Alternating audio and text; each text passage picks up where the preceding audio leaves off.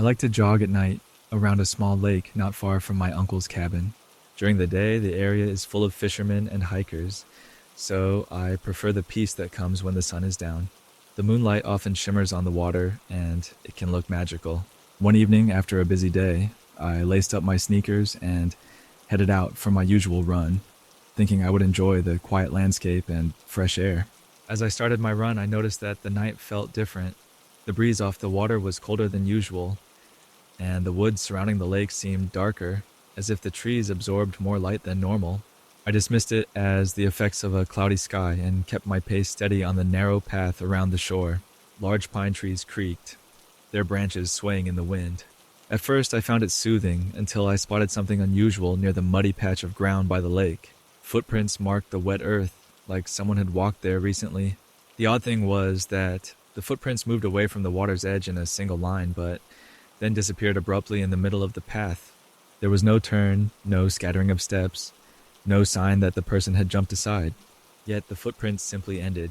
Curious, I knelt down to examine them. They looked like bare feet, not shoes. The depth of the prints suggested a person of average weight, but I saw no pattern of how they got onto the path in the first place. It was as if they'd appeared from nowhere and vanished just as quickly. At that moment, a gust of wind made me shiver. I realized how alone I was, with no passing cars or other runners out here at night.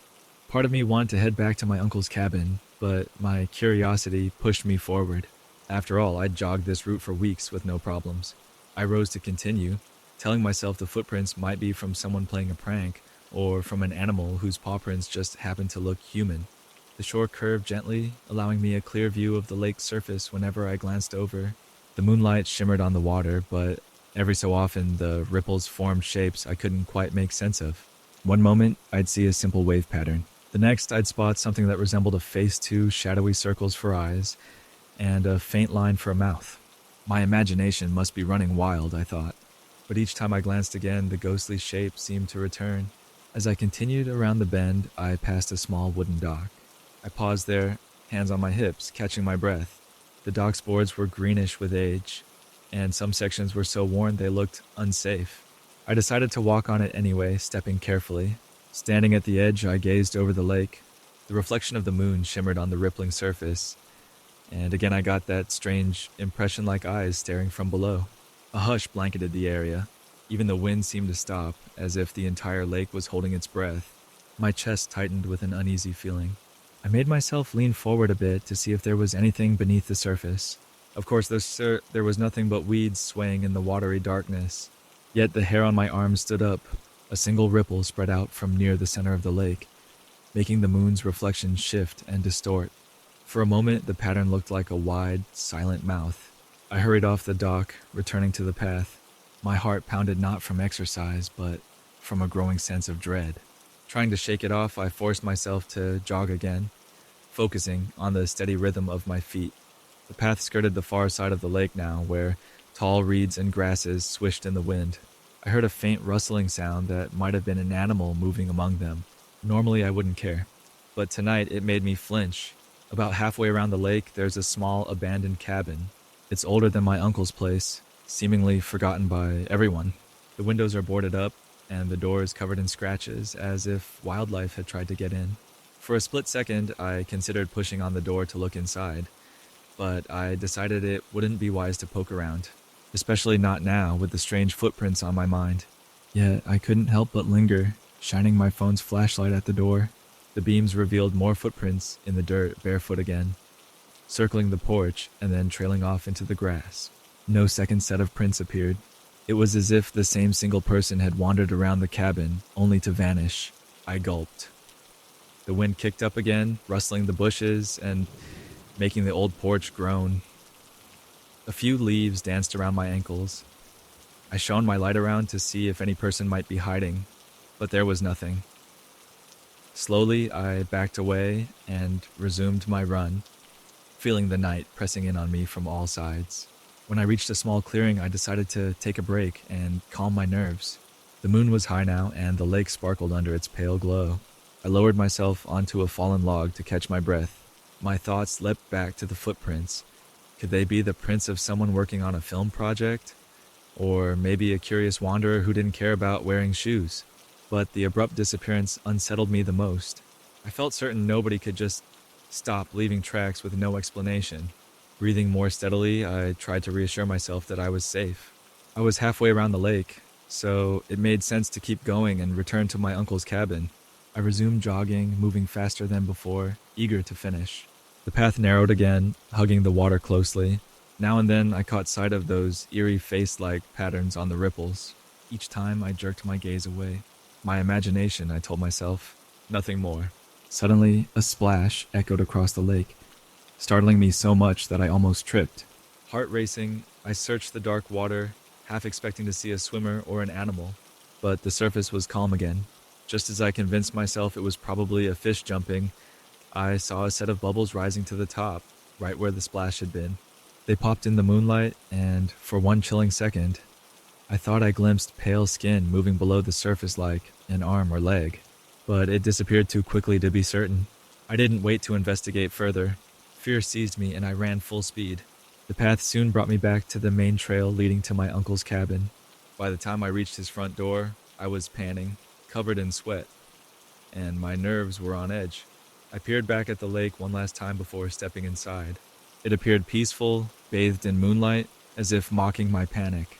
That night, I slept poorly. Every time I closed my eyes, I saw those mysterious footprints and the face forming in the water. I couldn't shake the sense that something was waiting there, hidden below the surface, silently watching anyone who passed by. The next evening, I considered driving to a busier park instead of jogging around the lake, but curiosity gnawed at me. I wanted to see if the footprints were still there, so, bracing myself, I returned to the same path. And just like before, the footprints were in the same spot near the shore, leading to nowhere. But this time I noticed they seemed slightly fresher, as if someone had pressed the outlines more deeply into the damp ground. No new tracks showed an exit or arrival. The water moved softly, and for a split second, I saw that face-like distortion again, only it looked somehow closer. I didn't linger. I finished my loop faster than ever, half expecting to feel cold fingers snatch my ankle from below the water's edge. But nothing happened. After that, I decided to switch my routine, jogging in the mornings instead of at night. Perhaps sunlight would chase away the strangeness. Yet curiosity remains. Sometimes I stand at the cabin window and look out at the lake in the moonlight. The thought of footprints that end abruptly still sends a chill through me. And at times when the wind is just right, the ripples that form on the water still hint at a face, two wide eyes, and a silent mouth staring from beneath the depths, waiting for me to come closer. I can't explain what I saw, and I'm not sure if I truly want to. There are mysteries in the world that we might be better off leaving alone, but on quiet nights, when the moon is high, I still feel drawn to that lake. I remember the footprints leading to nowhere, and the haunting shapes in the water, and I wonder what lies beneath that surface, waiting to be discovered, or perhaps warning me to keep away. I work in a tall office building downtown. Most people use the elevators, but I have a habit of taking the stairs whenever I can. It's a small way to stay active. At first, it was just a daily routine. I'd park in the basement garage, then climb up the stairwell to my floor. Nothing strange ever happened. That is, until I started hearing footsteps echo behind me, always one or two levels below. The first time I noticed the sounds, I assumed it was just another employee taking the stairs. The building had a dozen floors, and lots of people could decide to avoid the crowded elevator. As I bounded up, I heard distinct, steady steps following my own pace. But when I paused, those steps stopped too. I glanced down the central space of the stairwell, expecting to see someone. The concrete steps wound below me, but the landing under mine was empty. I shrugged, thinking maybe they paused at the same time. Day after day, it happened again. I'd be on the third floor landing, footsteps would tap behind me from the second. A few times I slowed down to let the person catch up, but they never came into view. The moment I stopped moving, so would they. It felt odd, yet I tried not to let it bother me. People can be weird about personal space or might pause for a break, but as the weeks passed, it began to creep me out. I often arrived to work early when the stairwell was empty, yet I'd still hear those footsteps trailing a floor below, matching my pace. It always sounded like a single person, neither rushing nor dragging, but walking in a steady rhythm. Sometimes they'd seem close, other times more distant, but they never passed me or even came into sight. One particularly quiet morning, I decided I'd had enough. I was alone in the stairwell at 7 a.m. and heard the steps again a floor beneath me. Determined to figure out what was going on, I spun around, dashed back down the flight of stairs, and arrived at the lower landing within seconds. Nobody was there. The air was still. No doors were opening or closing. The hallway that connected to that floor was locked at that hour, so it was impossible for someone to slip in there without me hearing. My heart pounded as a slight echo of my own breathing lingered in the concrete space. I tried to remain calm, telling myself maybe the acoustics were odd. Perhaps my own footsteps were echoing, making it seem like there was someone else. But that explanation didn't feel right, because the sounds I heard had a slight delay, sometimes out of sync with mine. Also, they didn't echo in the typical way. They had a lighter aspect, like they came from another set of shoes, not just mine reflected back. I confided in a coworker, Sonia, who often arrived around the same time. She gave me a knowing smile and said, "You must have heard the rumor." When I shook my head, she leaned in closer. "They say someone fell in the stairwell years ago, an accident or something else. No one's sure. Some staff claim they hear footsteps following them, like the spirit of whoever fell." I laughed nervously, not sure if I believed in ghosts, but the mention of a fall sent a chill through me. The next day, I tried wearing noise-canceling earbuds. If there were mysterious footsteps, I wouldn't hear them. For a while, it helped me keep a steady heart, but near the fifth floor, even with music playing softly, I thought I caught the faint tap of shoes against concrete behind me. Turning off my music, I listened. Sure enough, the steps were there, one floor below, climbing slowly. My stomach twisted in dread. Without another thought, I skipped the rest of the flight and rushed into my office hallway. Safe among the bright lights and modern carpeting, I tried to laugh off the tension, but I kept glancing over my shoulder, half expecting someone to appear. Days became tense. Every morning, I'd psych myself up before entering the stairwell. The tremor in my legs wasn't just from the climb. Sometimes the footsteps seemed more aggressive, almost catching up to me just before I reached my floor. Once I nearly stumbled up the final steps in my haste to get out. I couldn't understand why I felt such fear, yet something about the unseen follower set every nerve on edge. Eventually, I decided to test the phenomenon in a more systematic way. I stayed late at work one night, waiting until most people had gone home. Around 8 p.m., the offices grew quiet. I headed to the stairwell with my phone, planning to record any noises. The overhead fluorescent lights buzzed. Facing down toward the basement, I switched my phone's camera to video mode, hit record, and started speaking softly, describing where I was. Then I climbed. Clack, clack, clack. My footsteps echoed dully. I listened carefully. For a while, nothing else. By the time I reached the third floor, I heard the faint sound of another set of steps behind me, too far away to be my echo. I whispered into the phone's mic, "I can hear them now." My heart thudded. I paused, letting my own footsteps stop. But the lower steps continued for 1 or 2 beats before going silent. It was as if someone realized I was no longer moving. A wave of goosebumps spread over me. Slowly, I tiptoed back to the landing, camera aimed downward. The lighting was poor, just a dull glow from the emergency bulbs. The screen on my phone showed only dim concrete walls and metal railings. No person was visible. Still, I heard my own shaky breath, the emptiness of the stairwell, and my pounding pulse.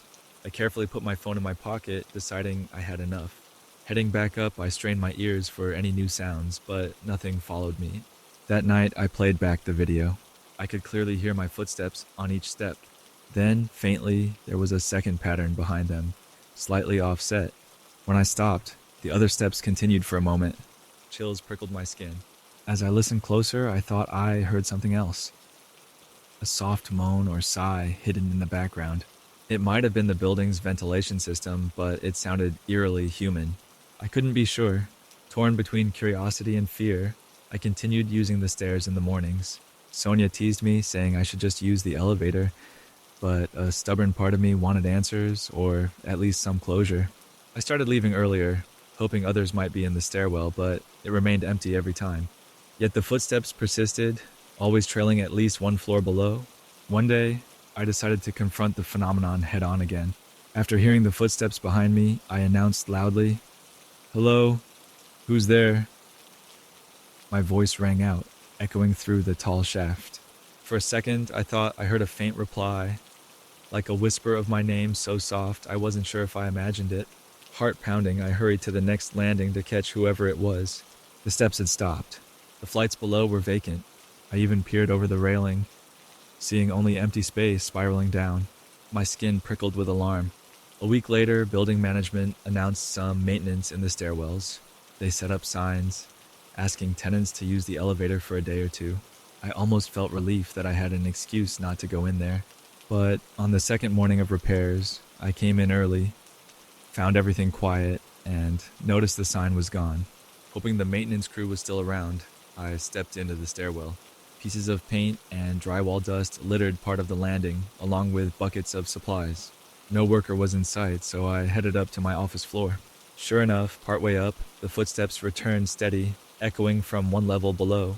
My frustration mixed with anxiety. If maintenance was ongoing, how could these steps still come from empty floors? Finally, I snapped, turning around and racing down the steps, calling out, "I know you're here. Show yourself." But as usual, I found nothing but dust and still air. My voice bounced back to me in hollow echoes. A wave of despair hit me. Would I ever figure this out?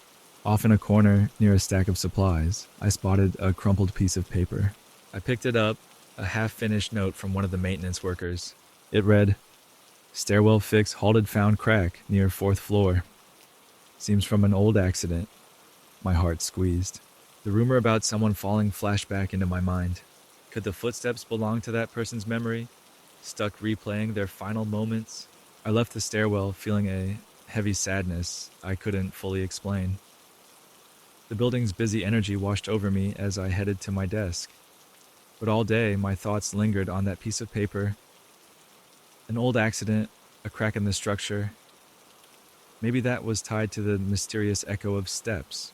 Over the next few weeks, I tried the stairs less often, partly out of fear and partly out of respect for whatever might be lingering there. The times I did venture in, the footsteps continued, but I no longer rushed to confront them. Instead, I listened with a sort of sympathy. The slow, steady tread behind me felt more like someone lost rather than threatening.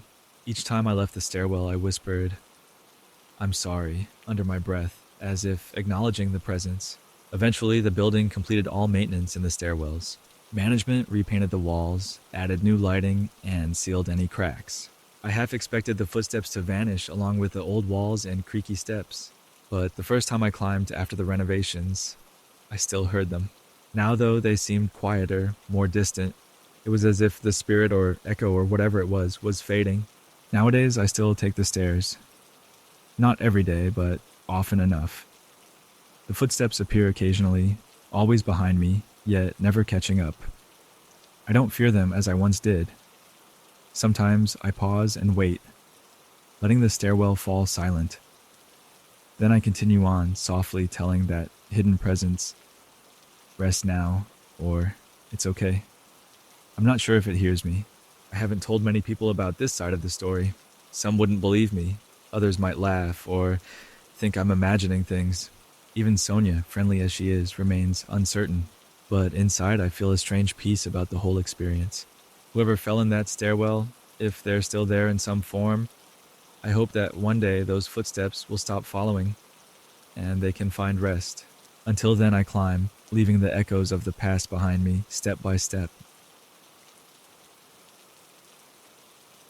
I started volunteering at a historic church in my town because I love the architecture and the sense of peace inside. Every time I entered the main doors, I felt a comforting hush settle around me.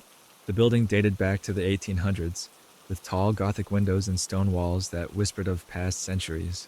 Light streamed through stained glass panels, casting colorful patches on the floor. Though I enjoyed helping with community events, my favorite part was exploring the hidden corners of the old structure. One morning, I arrived early to tidy the storage room where the church kept old furniture, spare candles, and dusty hymnals. While stacking some chairs, I noticed another door at the far side of the room, a small wooden door carved with patterns of leaves and vines. I'd passed it many times, but never gave it much thought. It was always locked. This time, though, I felt a nudge of curiosity. I asked the senior volunteer about it. She shrugged, saying it was an old side chapel no one used anymore, possibly locked for decades. My curiosity wouldn't rest. After lunch, I returned to that door, studying the intricate carved designs. The wood had cracks, and age had darkened its color. I tried turning the knob, but it was stuck. I pushed a bit harder, and something shifted. The door didn't open, but I felt the old lock strain. I decided to get permission to see if we could explore behind it, just in case there was something historically significant. The senior volunteer was busy, so I went to the head priest, Father Thomas. When I asked him about the side chapel, his eyebrows rose. He didn't even know it existed. The church records mentioned a prayer room from the 1800s, but it got sealed off sometime after a renovation, he said, flipping through old papers. If you want to see what's inside, be careful. The structure could be fragile. We can't afford repairs if something collapses. With Father Thomas's cautious blessing, I fetched a small toolkit and returned to the door. Another volunteer offered to help, but I felt a strong pull to open it alone, as if something inside wanted privacy. Gently, I used a screwdriver to pry at the old mechanism. The lock resisted for a while, then gave a grinding click. My heart pounded as I slowly pushed the door open, dust billowing out in a musty cloud. Behind the door, I saw a narrow room lit faintly by a high, stained glass window that must have been covered on the outside. The colored glass still let in a murky glow. The chamber was small, just a few wooden benches, a stone altar, and an assortment of cobwebs draping every corner. I stepped in, feeling the wooden floor creak under my shoes. The air smelled of ancient incense, mixed with the dull scent of old fabric. I stood still for a moment, letting my eyes adjust to the dim light. The walls were decorated with fading murals of angels and flowers, their paint chipped and peeling.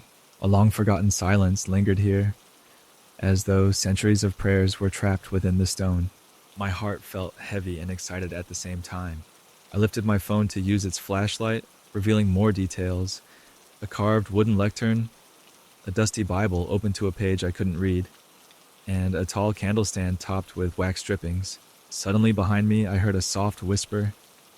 It sounded like my own name, spoken in a gentle but urgent tone. I froze, my pulse thudding in my ears. Turning slowly, I saw no one.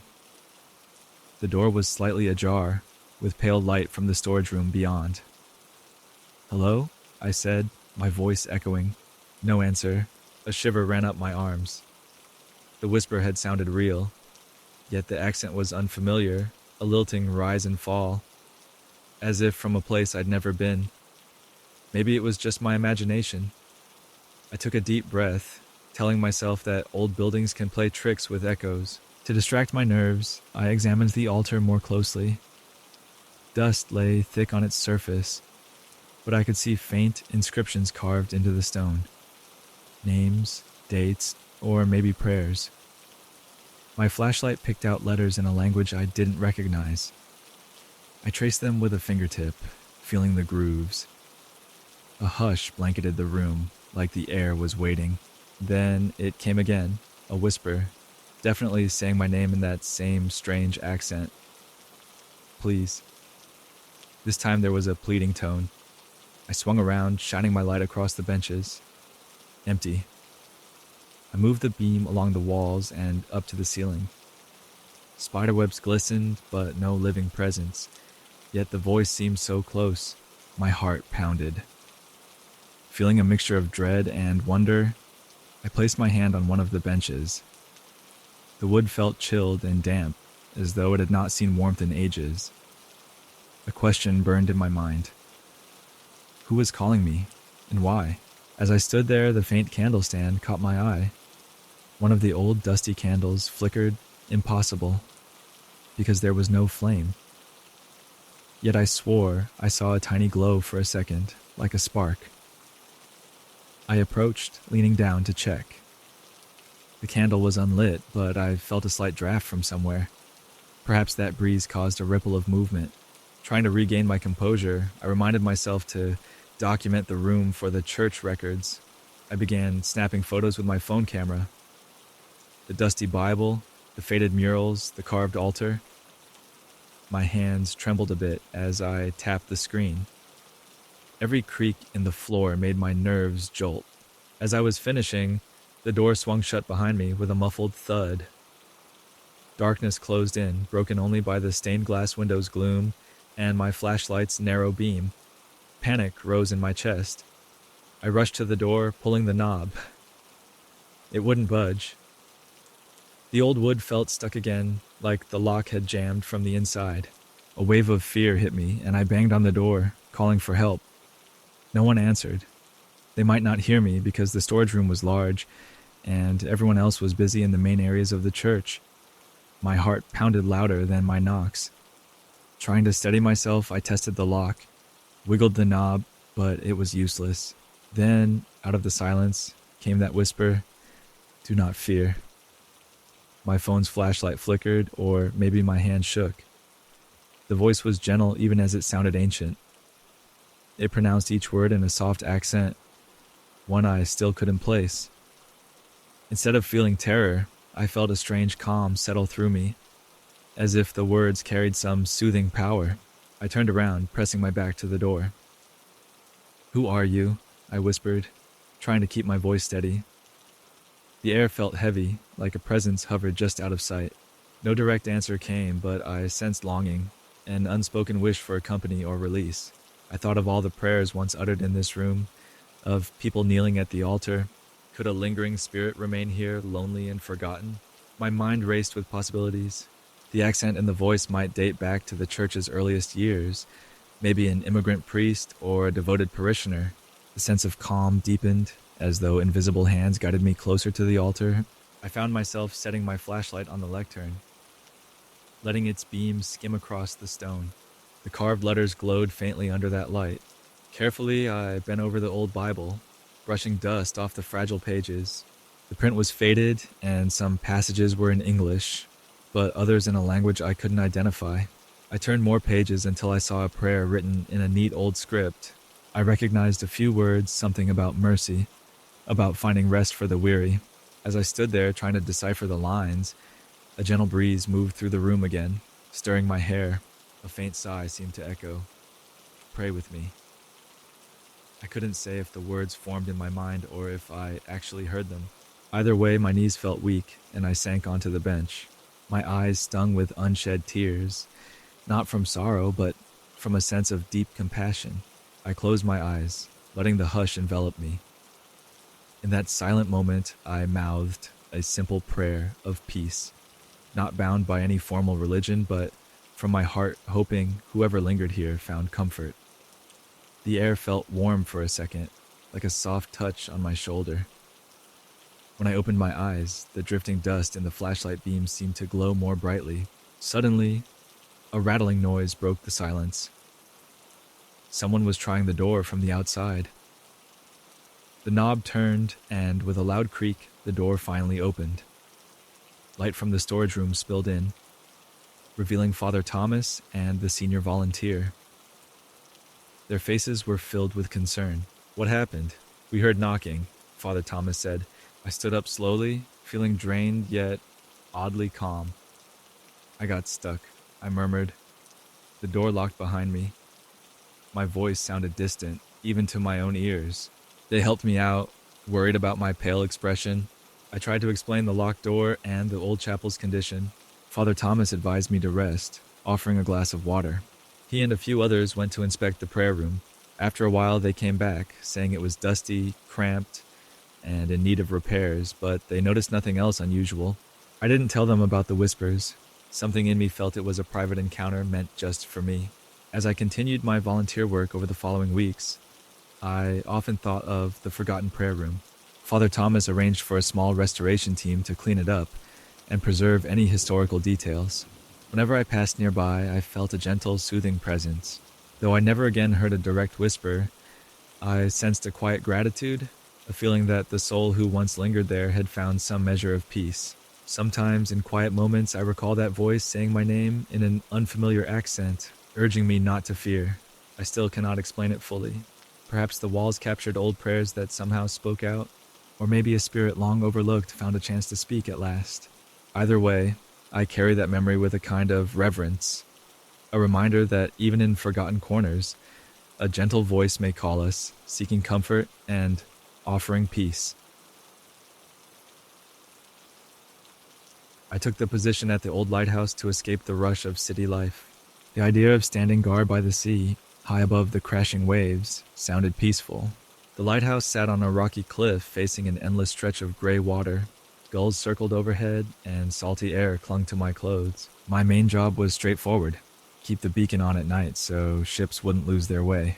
Mostly, I did small repairs, cleaned the lantern lens, and reported anything unusual by radio. For the first week, everything felt normal: the ocean breeze, the steady rhythm of the waves. I'd climb the spiral steps to the observation deck at dusk, switch on the huge light, and then settle in for a night's watch. The beam swept around in a slow circle, cutting through the darkness and exposing the restless sea. It comforted me to see how it guided distant boats. But on the 8th night, something changed.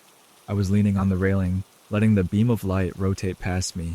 The circular room at the top had windows all around, giving me a 360-degree view of the coastline and horizon. After midnight, when the wind died down, I noticed a still shape far out in the water. At first, I thought it could be a buoy or maybe driftwood. The rotating light passed over it every few seconds, illuminating it for just an instant. Each time I tried to get a better look, the shape stood upright in the waves. Eventually, I realized it looked like a person, someone standing in waist-deep water, much too far out from shore. My heart thumped. No one should be swimming at that distance without a boat or support. Yet the figure remained there, completely still, night dark waters swirling around it. I grabbed my binoculars and aimed them at that spot, but because of the sweeping beam, I only caught glimpses. 1 second the beam lit up the ocean, and I saw the figure's outline. A moment later, darkness returned. Each time the light returned, I tried to focus the binoculars precisely. The waves churned, but the figure didn't move with them. It stood anchored in place, as if the water didn't affect it at all. A chill slid down my arms. I debated calling the authorities or searching for a lifeboat, but I hesitated. What if I was mistaken? If it were truly a person, they'd be thrashing or swimming. This figure was too still. Could it be a tall post or a piece of debris shaped like a human? I resolved to look closer. Waiting for the next sweep of the light, I held my breath. The lantern beam cut across the sea, revealing that shape again. My stomach lurched. It seemed slightly closer to shore than before. I couldn't be totally certain, but it looked like it had moved a few meters inward. The water around it foamed and sparkled under the beam, then vanished into the night. I tried blinking hard, telling myself my eyes were playing tricks, but every time the light swung around, the figure appeared a bit nearer. That alone sent my pulse racing. If a real person were walking toward land, the waves should knock them around, or at least make them sway. Yet this shape advanced steadily, always upright. Feeling a growing unease, I reached for the radio. My voice trembled as I said, "Lighthouse to Coast Guard Station, do you copy?" Static filled my earpiece. After a moment, a crackly voice responded, "We read you. Everything okay?" I hesitated, unsure how to explain. "I see. Someone at sea, standing. They're moving closer without swimming." A pause, then the Coast Guard officer said, "Could be a tide effect. Check again, keep us posted. We have no immediate reports of missing persons." I signed off, not fully comforted. Turning back to the windows, I peered down at the rocks below. The tide was low, exposing dark seaweed and jagged boulders. Waves slapped the shore with quiet force. Then the light circled, lighting up the ocean. The silhouette stood closer now, maybe half the distance from before. My mouth went dry. I snapped up the binoculars. In the brief flash of illumination, I saw the outline of a body, arms at its sides, head tilted slightly. No face was visible, just a dark shape against the faint glimmer of water. The beam moved on, leaving me in darkness for a few seconds. My heart thundered in those moments, waiting to see if the figure would come even nearer. When the light returned, the shape had closed more distance. A new question stabbed my mind. Was it coming for the lighthouse? And if so, why? My breath quickened. I hurried down the spiral staircase, stepping onto the rocky ground outside. The night air felt colder here, whipped by the ocean breeze. The lighthouse's beam swung overhead, sweeping the shore. I jogged to the edge of the beach, the stones crunching beneath my feet. There, the sea spread out before me, black and endless. Each time the light shone, I searched the waves. But the figure was gone, replaced by swirling water and foam. Relief and confusion swirled inside me. Could the figure have vanished so quickly? Or had it already reached land when I wasn't looking? A faint fear it might appear behind me made me glance over my shoulder. Nothing but the lighthouse tower rose in pale outline. I lingered a minute more, scanning the waves. All I saw was darkness and occasional glints of moonlight on the rolling sea. Returning to the tower, I climbed back up. My nerves were raw and my hands shook on the railing. I forced myself to watch the next full rotation of the beam, searching every inch of the shore. Nothing. If the figure was real, it had vanished. Possibly it was carried away, or maybe it had never been a person at all. That night, I barely slept, sitting in the lighthouse's main room with a blanket around my shoulders. The next day, I combed the shoreline at low tide, looking for footprints or any sign of someone having come ashore. The sand showed no fresh marks. The rocks were slick with seaweed, no evidence of a stranger climbing up. I even asked a local fisherman if he saw anyone in the water that morning, but he only shook his head with a puzzled look. Although part of me wanted to dismiss it, I couldn't shake the feeling I'd witnessed something beyond normal explanation. The memory of that figure creeping closer with each pass of the light felt etched into my mind. Over the next few evenings, I'd glance at the sea whenever the beacon swept around. My heart would pound, expecting once again to see that dark shape, yet it never reappeared. Still, on particularly quiet nights, I imagine I catch a glimpse of movement far out on the waves. The sea itself sometimes seems to breathe like a living being, every ripple hinting at something lurking below the surface. I don't know if it was a restless spirit, a mirage, or just a trick of my tired eyes. All I know is that for a handful of minutes, there was something out there, some presence that advanced without swimming, defying the pull of wind and tide. My watch at the lighthouse continues. I do my duty, turning on the beacon at dusk and switching it off at sunrise. Most nights are calm. But every so often, when the wind dies and the water grows eerily still, I feel that same chill on the back of my neck. I'll lean toward the glass, scanning the horizon, heart hammering, half expecting to see that figure standing once more in the distant sea, waiting for the light to reveal it. I volunteered to help run a special event at the city's art museum. After we locked the doors at night, our team still had work to do, checking all the exhibits, resetting lights, and making sure no one lingered in the galleries. One evening, I found myself on the museum rooftop, seeking a quick break from the bustling tasks below. The skyline shimmered with city lights, and a cool breeze helped me relax after a long day. From up there, I could see cars flowing through busy streets and tall office towers reflecting the moon. As I leaned on the balcony rail, content for a moment, a sudden noise pulled my attention. The sound was distant, yet heavy footsteps echoing in the empty corridors below. Surprised, I went back inside, heading down a narrow stairwell that led to the uppermost floor of the museum. The corridors were silent under dim security lights. I saw no one, yet my ears still rang with the memory of those footsteps.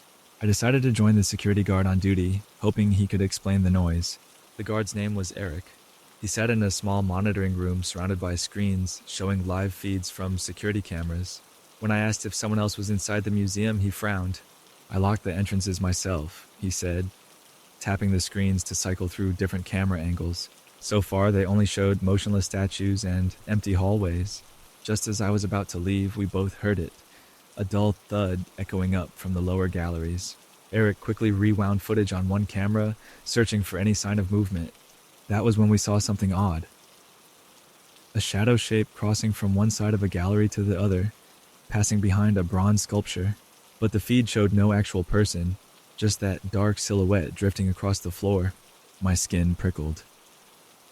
Could it be a glitch? I asked quietly, but Eric shook his head, leaning closer to the monitor. The shadow moved with purpose, almost like a person walking. Yet we never saw a figure attached to it. The gallery lights were on low night settings, throwing large shadows across the place, but this shape had darker edges than a normal shadow. Eric switched to a live view. The gallery looked empty now, no sign of the silhouette. We listened hard, The museum's late-night silence pressed in on us. Suddenly, another camera feed flickered, showing a corridor near the Egyptian exhibit. Again, the same dark shadow slid along the floor, crossing from left to right. I felt my pulse speed up. Whoever or whatever it was seemed to move room by room without triggering the usual alarms. I volunteered to check it out in person, though my heart hammered with nerves. Eric agreed to watch from the monitors and speak to me through a walkie-talkie. With a flashlight in hand, I made my way down to the Egyptian gallery. The hall was filled with tall glass cases of ancient pottery, a few sarcophagi, and stone carvings. My footsteps seemed too loud, echoing among the old artifacts. The air smelled like dust and aged stone. Eric's voice crackled in my earpiece. I see the shadow near you on camera 3. It's behind the second case on your right. Gulping, I pointed my flashlight that way. The beam revealed only carved statues, silent and unmoving. I don't see anything, I whispered back. But as soon as I shifted the light, I heard a soft scrape, like a footstep on the polished floor. Spinning around, I found nothing but an empty walkway. Meanwhile, Eric watched the monitor and reported, it headed into the next gallery, the medieval section. Feeling a rush of cold fear, I followed. The museum's medieval gallery housed old armor, shields, and swords. They glinted under soft overhead lights. My reflection glanced back at me from polished breastplates. A chill crawled on my skin like being watched. I took a deep breath, calling out, "Hello? Is anyone here?" Only my voice echoed, bouncing off chainmail and steel helmets. Eric muttered in my ear. Camera feed just cut out for a second. Wait, it's back. The shadow's crossing the main hall again. I moved to the wide marble corridor that connected all the major galleries. The space was large, with tall ceilings and wide archways. I scanned it with my flashlight, heart pounding. Suddenly, a clanking noise made me jump.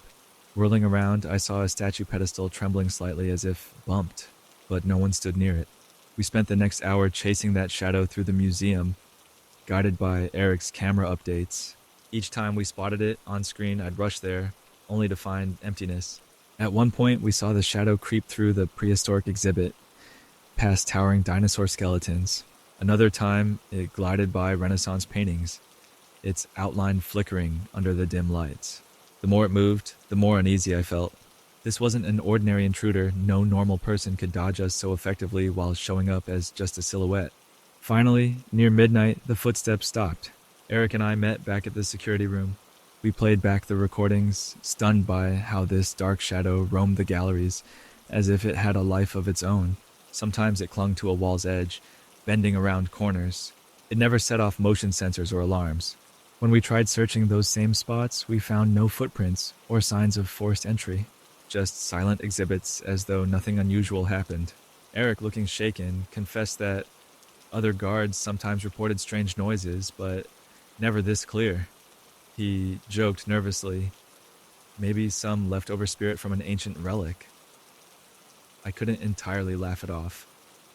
Something about the way the shadows circled the exhibits felt almost reverent, like it was observing the artifacts or ensuring they stayed in place. As I finally left the museum that night, I walked across the rooftop once more. The city lights stretched below, calm and glittering, but I couldn't appreciate the view the same way. My mind lingered on the silhouette that moved gallery to gallery, unseen yet unmistakably there. Even now, I wonder if it's the echo of a past curator, or an ancient presence tied to a particular display.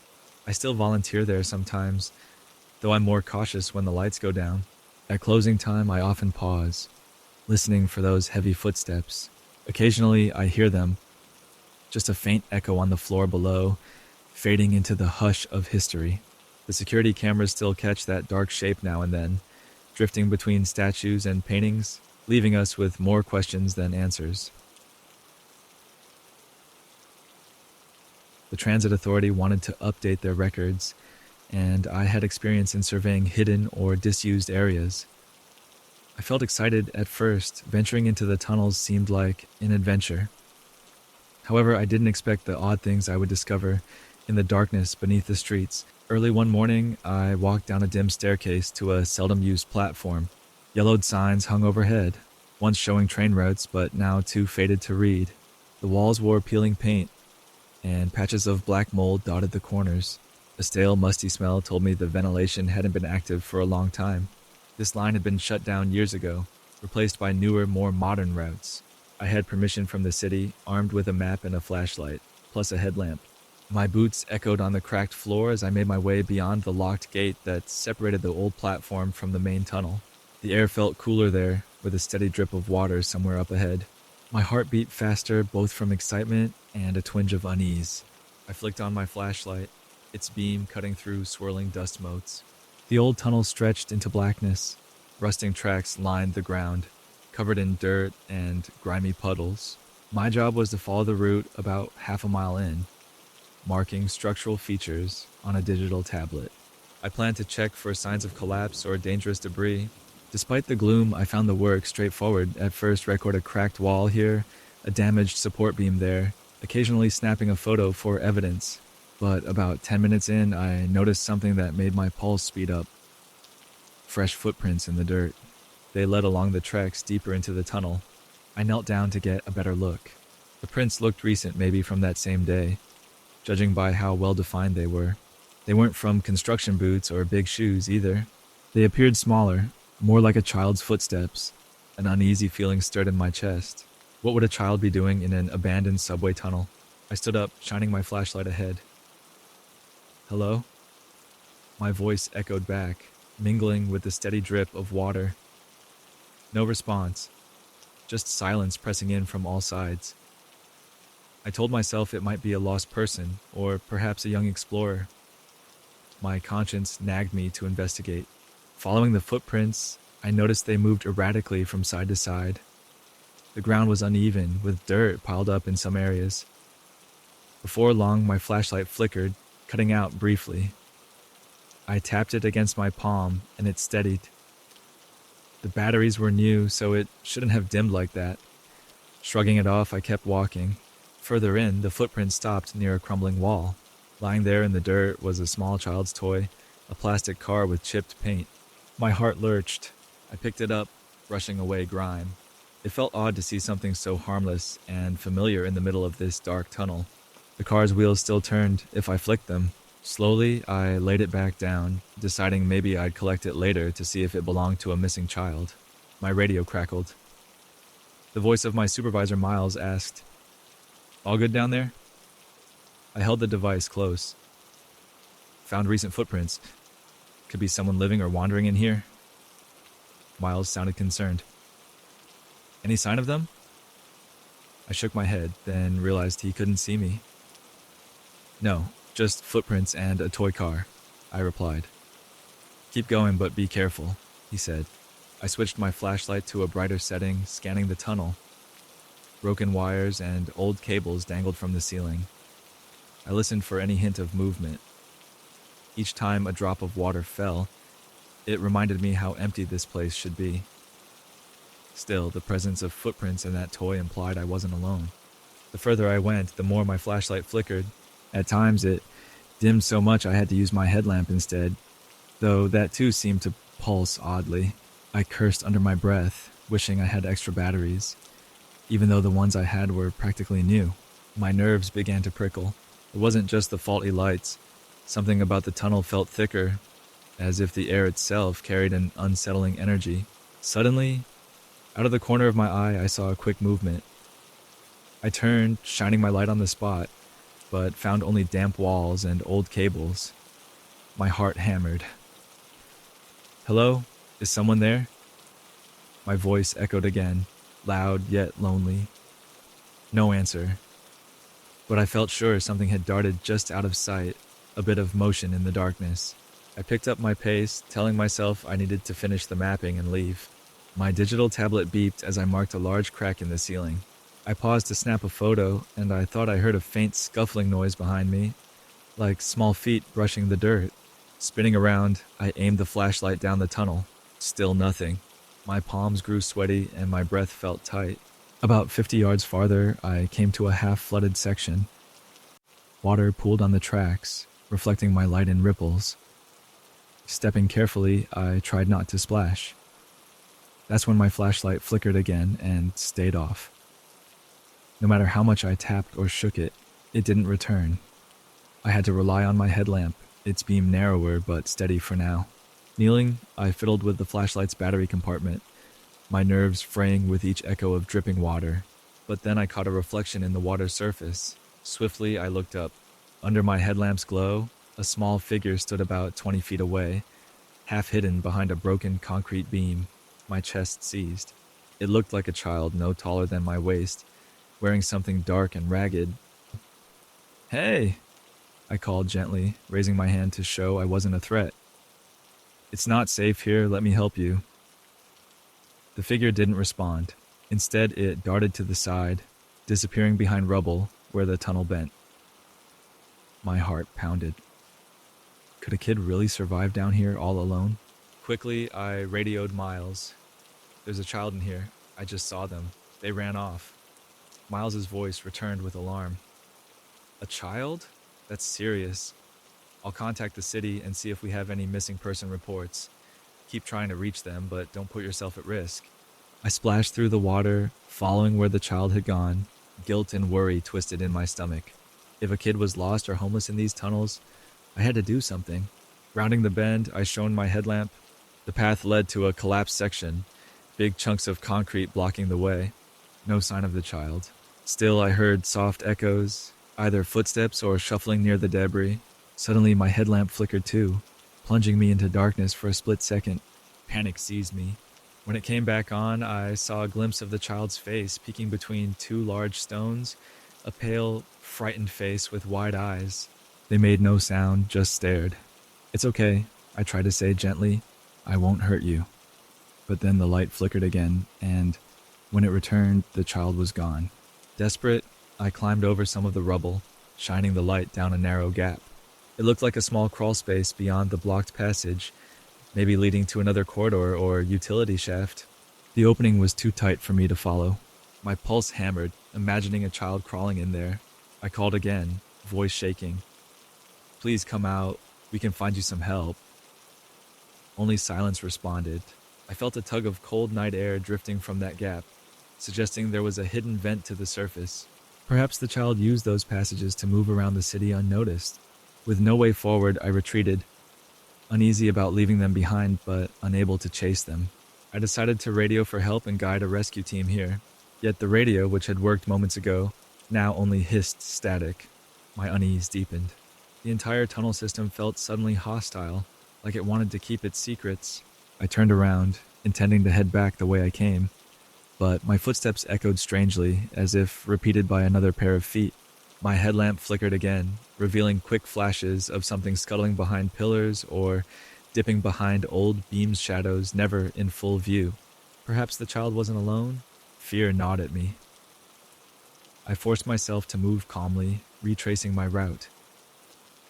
The footprints I'd followed earlier seemed doubled now, as though multiple small feet had joined them.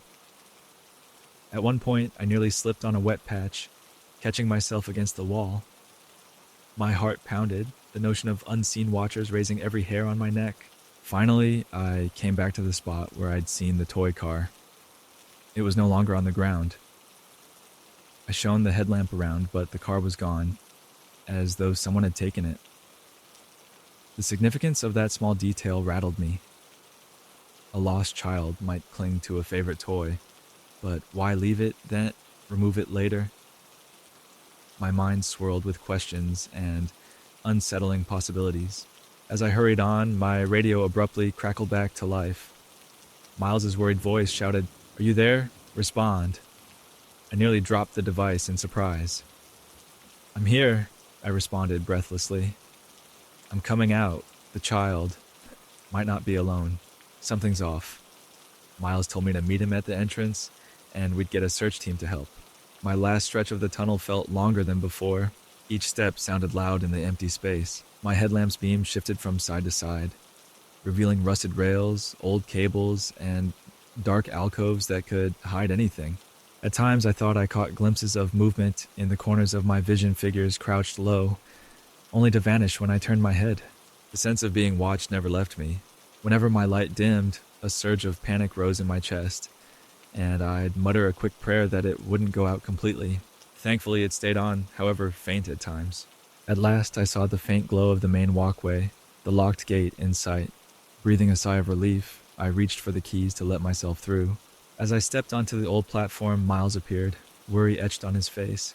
"You look spooked. You okay?" he asked, grabbing my arm. I nodded, shaky. "There's definitely someone in there," I managed to say.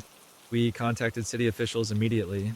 They organized a team to search for the child, or whoever was down there.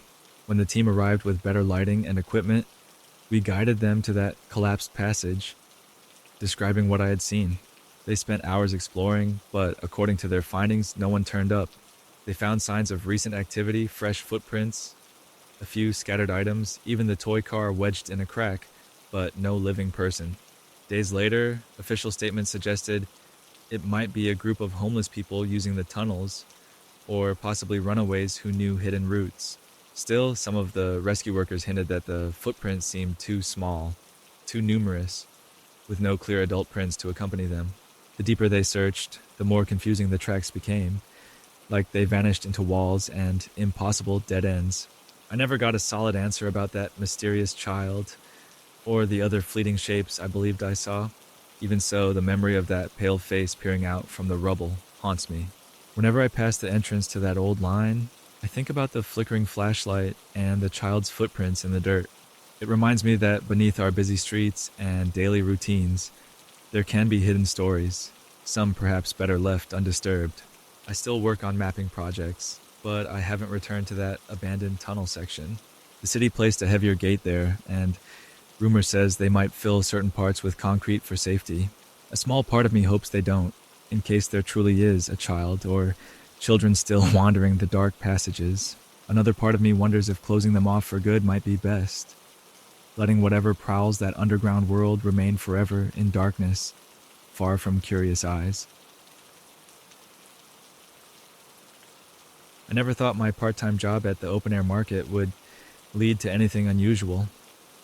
I ran a small fruit stall during the day, waving at passers-by and making change for tomatoes and peaches. But one quiet evening, when I stayed late to clean up, I had an encounter that changed how I see the market at night. The sun had set behind the rows of canvas canopies, painting the sky a deep purple. By then, most vendors had already packed up and gone home. I strolled through the market's center aisle, kicking aside stray leaves and picking up a few squash berries left on the ground. My stall was at the far end near a fence.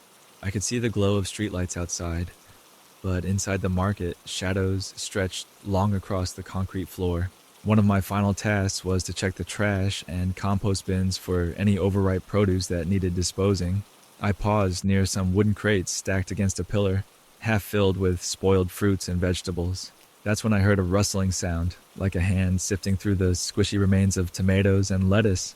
I stopped, heart thumping. I glanced around, expecting to see a late-working vendor.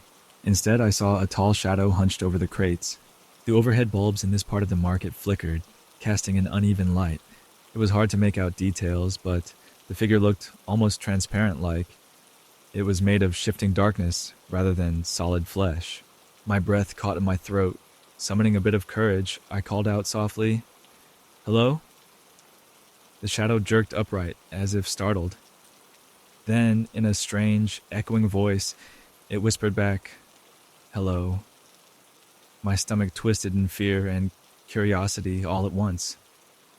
The voice didn't sound like it came from the figure itself, but rather from somewhere beneath the tables and crates, like the ground was speaking. I took a step closer, shining my small flashlight toward the crates. The shadow flitted to the side, vanishing behind a stack of wooden boxes. My heart pounded. I moved forward, trying not to let my imagination get the better of me. The flickering bulbs overhead did me no favors.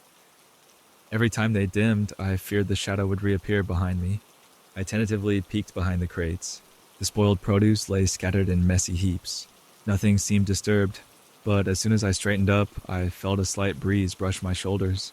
Turning around, I glimpsed that same shadow-like form slipping beneath a nearby table piled high with empty baskets. From underneath that table, I heard the same whispery voice say, "Why are you here?" The words sounded drawn out, as if traveling through a tunnel. My pulse raced. I work here," I managed to reply, voice trembling. I'm just cleaning up. Silence greeted me. Then a soft rattle came from under the table, like fingers tapping on the concrete floor. Slowly, I knelt down, shining my flashlight into the darkness beneath the tablecloth. The beam revealed nothing but a dirty floor and scattered vegetable leaves. Suddenly, the overhead lights flickered off altogether, plunging me into near darkness. My lone flashlight created dancing shadows on the makeshift walls of tarps and folding tables. In that moment, I heard shuffling footsteps behind me. My heart lurched. Spinning around, I caught sight of the shadow figure gliding away toward another row of stalls. It seemed to move without sound, no scuff of shoes, just a soft swish of motion. I followed, half in a trance, as it drifted along the empty walkway. Once, I nearly tripped over a forgotten basket, sending a few wilted lettuce heads rolling across the floor. Occasionally, the figure paused at a crate of spoiled produce, as though rummaging through it. I wondered if it was searching for something, or maybe someone. Then, as abruptly as it started, the figure halted near my friend's flower stand, tipping over a metal watering can. Water spilled onto the floor, reflecting the shape in eerie ripples. My flashlight flickered again, and in that brief moment of darkness, I heard a voice that seemed to echo from the ground up. Hungry. Hungry? The word sent a chill down my spine. Was this a restless spirit yearning for food? Or a memory tied to the market's past? Confusion spun in my mind. I was no ghost expert, but I felt a pang of sympathy. This place was full of nourishment during the day, but at night it was all just rotting leftovers and discarded scraps. Swallowing my fear, I took a step toward the figure. Are you all right? I asked softly. The shape flickered, hovering near the spilled water. Lights blinked overhead, giving me faint glimpses of what might have been a face-pale outlines of eyes. But as soon as I tried to focus, the image vanished back into wavering darkness. I remember the snack I'd tucked into my bag, a small sandwich I hadn't eaten. It felt silly, but something urged me to offer it. Slowly, I unzipped my bag, removed the wrapped sandwich, and placed it on a nearby table. The figure made no clear response, yet I sensed it watching. My hands shook as I backed away. For a moment, nothing happened. Then the flickering lights came on fully, illuminating the stalls again. The shadow was gone, as though it had never existed. But the faint hiss of a breeze over the produce crates seemed to carry a sigh, maybe a thank you, or maybe just my imagination. I checked the sandwich after a moment's hesitation. It was still there, untouched. When I finally gathered my things and prepared to leave, I felt an odd mixture of relief and sadness. Part of me wanted to stay and learn more about this strange presence. Another part of me wanted to run home and lock my door. Before stepping out of the market gate, I turned off the overhead bulbs. In the dark, I thought I heard a distant rustling near the crates once again, but I didn't look back. The next day, I arrived at the market early, scanning the area for any sign of footprints or spilled produce that might prove last night was real. The crates were tidied up, and the sandwich had vanished altogether without a crumb left behind. No one admitted to cleaning that section or eating any stray food. When I asked a few vendors if they'd ever seen odd shadows, I got vague shrugs and chuckles, but no solid answers. To this day, I still help around the stalls, usually leaving before nightfall. Yet sometimes I spot glimpses of a dark shape in the corner of my eye. If I stay just a little too late, I catch the echo of that strange whisper, drifting under the tables and among the rotting leaves. While I can't explain what I encountered, I sense it belongs to the market as much as any vendor or customer. Maybe it's the lingering spirit of someone who once worked here, or a hungry ghost, drawn by the scent of discarded food. All I know is that after that night, I always clear away spoiled produce more carefully, as though I'm showing respect for whatever roams the empty aisles after closing. In some small way, I hope that by keeping the space clean and welcoming, I'm offering a bit of warmth to whatever shadow rummages in the dark, searching for leftovers in the hush of the sleeping market. I first noticed the shimmer at dusk, right when the sky turned from orange to a deep purple. Our university courtyard was busy during the day, but by evening, Most students had gone indoors to study or eat dinner. I was rushing back to my dorm when a flicker caught my eye near the large statue in the center of the courtyard, a sculpture of the school's founder perched on a granite pedestal. Curious, I slowed down, stepping closer. The statue's shadow stretched across the shaded lawn, dark and unmoving. Underneath that shadow, something sparkled faintly like a tiny light. At first, I thought it might be a piece of foil or a lost phone screen reflecting the fading sun. But as I leaned in, I realized it was more like a soft glow pulsing through the debris scattered under the pedestal. A cold breeze rustled the leaves around my feet. The courtyard lighting clicked on, bathing the statue in a pale glow. My heart thumped with a mix of excitement and unease. I crouched down to look more closely. Bits of crumpled paper, scattered twigs, and gravel formed a pattern on the ground, but not randomly. It looked like footprints, outlined in a spiral of tiny stones. The trail started right where that odd shimmer caught my eye and stretched out across the courtyard. I glanced around, half hoping to see a fellow student or a groundskeeper, but no one was nearby. The campus buildings loomed quietly, windows flickering here and there with the lights of students in their dorm rooms. With a determined breath, I decided to follow the footprints. Each step I took kicked up the dusty gravel, leaving me wondering if I might erase the pattern. Still, the shimmer seemed to guide me. Each time the campus lights blinked or dimmed, the glow reappeared for just an instant, like a gentle pulse. The path led around 2 large oak trees, past a row of benches, then veered toward the main walkway that headed straight to the dormitories. By now, the sky had fully darkened, and the courtyard lamps cast long shadows. I felt a shiver of nerves. Why would someone lay down a line of debris footprints? And why did it seem to glow in the dark? Instinct told me to pull out my phone and record a quick video. I tried, but the camera barely picked up the faint light. Only my startled voice whispering, "You see that glow?" But it was too dim to show anything clear. I pocketed my phone and kept going. The footprints ended right at the base of my dorm building's main entry steps. There, the shimmer faded. I stood on the topmost footprint, looking around, expecting something else to happen. Maybe another sparkle or faint flicker, but everything went quiet. The automatic doors slid open as a classmate stepped out, gave me a puzzled glance, and continued on. I wondered if I should tell someone about what I saw, but I worried they'd think I was imagining things. That night, I couldn't focus on my studies. My mind kept returning to the footprints and the glow under the statue's shadow. Finally, around midnight, I decided to sneak out and check if the pattern was still there. Slipping on a sweater, I tiptoed through the hushed halls until I reached the courtyard. The place was nearly deserted. A couple of late-night walkers crossed the far side, but no one was near the statue. Peering at the pedestal's base in the glow of the courtyard lamps, I saw no shimmer. The debris looked more scattered, like someone had kicked it around while passing by. My heart sank, thinking all evidence was gone. Still, I walked the same route as before, searching for any sign of footprints, but the ground seemed normal. Maybe I had just witnessed a trick of the evening light. I was about to head back into feet when a whispery sound brushed past my ear. It sounded like a sigh, or perhaps the wind rattling leaves in the oak trees. Then, in my peripheral vision, I caught a brief flash of that same glow, like a dying ember flickering once in the darkness. It appeared at the corner of the statue's base, there and gone in an instant.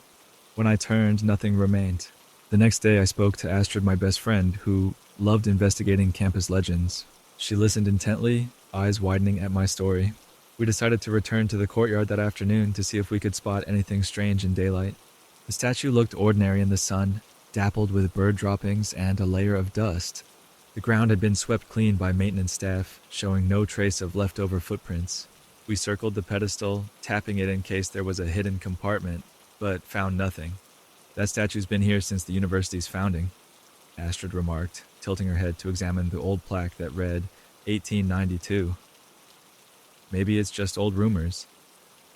She fiddled with a loose stone near the statue's edge. No glow emerged. Feeling silly, we left it at that. But neither of us could completely forget about my late-night sighting. In the week that followed, I tried to pass by the courtyard at various times. Morning, noon, dusk, and late night. Most days, I saw nothing out of the ordinary. Students hurrying to classes, the statue standing silent, a few pigeons pecking crumbs by the benches. But if I stayed until twilight, I sometimes caught glimpses of soft glimmers under the pedestal's shadow, never bright, always faint. When I crouched to get a closer look, they vanished as though disturbed by my presence. On Friday evening, I lingered after dinner, waiting for the sun to sink below the rooftops. Once again, that shimmer appeared. This time, however, the debris on the ground seemed to arrange itself in slow motion, forming half a footprint outline before scattering. My breath caught. No wind blew, no one stepped near it. Yet the pieces of twig and gravel shifted subtly, almost as if guided by an invisible hand. Without thinking, I called out, "Who's there?" My voice echoed, startling a few students across the courtyard. Nobody answered me. The swirl of debris froze in place, then settled abruptly. The glimmer winked out, leaving the courtyard dull and ordinary under the campus lights. That night, I casually mentioned the incident to a history professor I knew well. She shrugged, saying the statue was rumored to be a symbolic guardian of the school. Some believed it watched over students, leading them on the right path. Others dismissed it as old superstition. My story made her smile, though she didn't seem shocked. She handed me a small article about how the statue was once rumored to be cursed or enchanted, depending on who told the tale. Emboldened by that, Astrid and I decided to do one last investigation. Late Saturday, we armed ourselves with cameras and flashlights, waiting near the statue at twilight. The campus emptied as people wrapped up their weekend activities. Around us, the warm glow of street lamps filled the courtyard. For half an hour, nothing happened. Then, as the clock approached 8, the flickers started again. We both saw it clearly, a faint, golden sparkle beneath the statue's shadow. Astrid tried snapping photos. We crouched low, hearts racing. In the camera's viewfinder, we caught glimpses of swirling particles like tiny specks of light forming a pair of footprints. And indeed, those footprints led away from the statue, heading toward the dorm building. This time we inched along carefully, trying to follow the trail. As we neared the halfway mark, the lampposts around us blinked, and the campus was momentarily plunged into a darker glow. The shimmering footprints flared brighter just for a second, before scattering like dust motes in a breeze. Astrid gasped. We raced forward to see if anything remained, but the footprints faded to nothing. A hush fell over the courtyard. After that night, we examined Astrid's photos. They were blurry and faint, but you could make out shapes on the ground, glowing outlines that definitely looked like footprints. Nothing conclusive, yet enough to make us certain we weren't imagining things. We even showed them to a few friends, but they mostly shrugged or teased us about chasing ghost stories. Still, from that moment on, I felt oddly reassured whenever I crossed the courtyard. It was as though the statue or whatever force lingered there was showing me a gentle path, a guiding light in an often confusing campus life. Sometimes, especially at dusk, I'd pause near the statue, half hoping to see the footprints and the shimmer again. Though they never formed as vividly as before, I felt their presence all the same. It remains a quiet mystery. When I graduate, I might share my photos with an on-campus folklore journal or keep them as my own secret reminder that not every strange thing can be explained by textbooks. For now, whenever I head back to my dorm at twilight, I still glance at the statue's shadow, searching for that faint glimmer. Even if I see only darkness, I can't help feeling there's a friendly presence watching over me, guiding my steps across the courtyard to the place I call home. I took the job as an after-hours lifeguard, hoping for quiet shifts.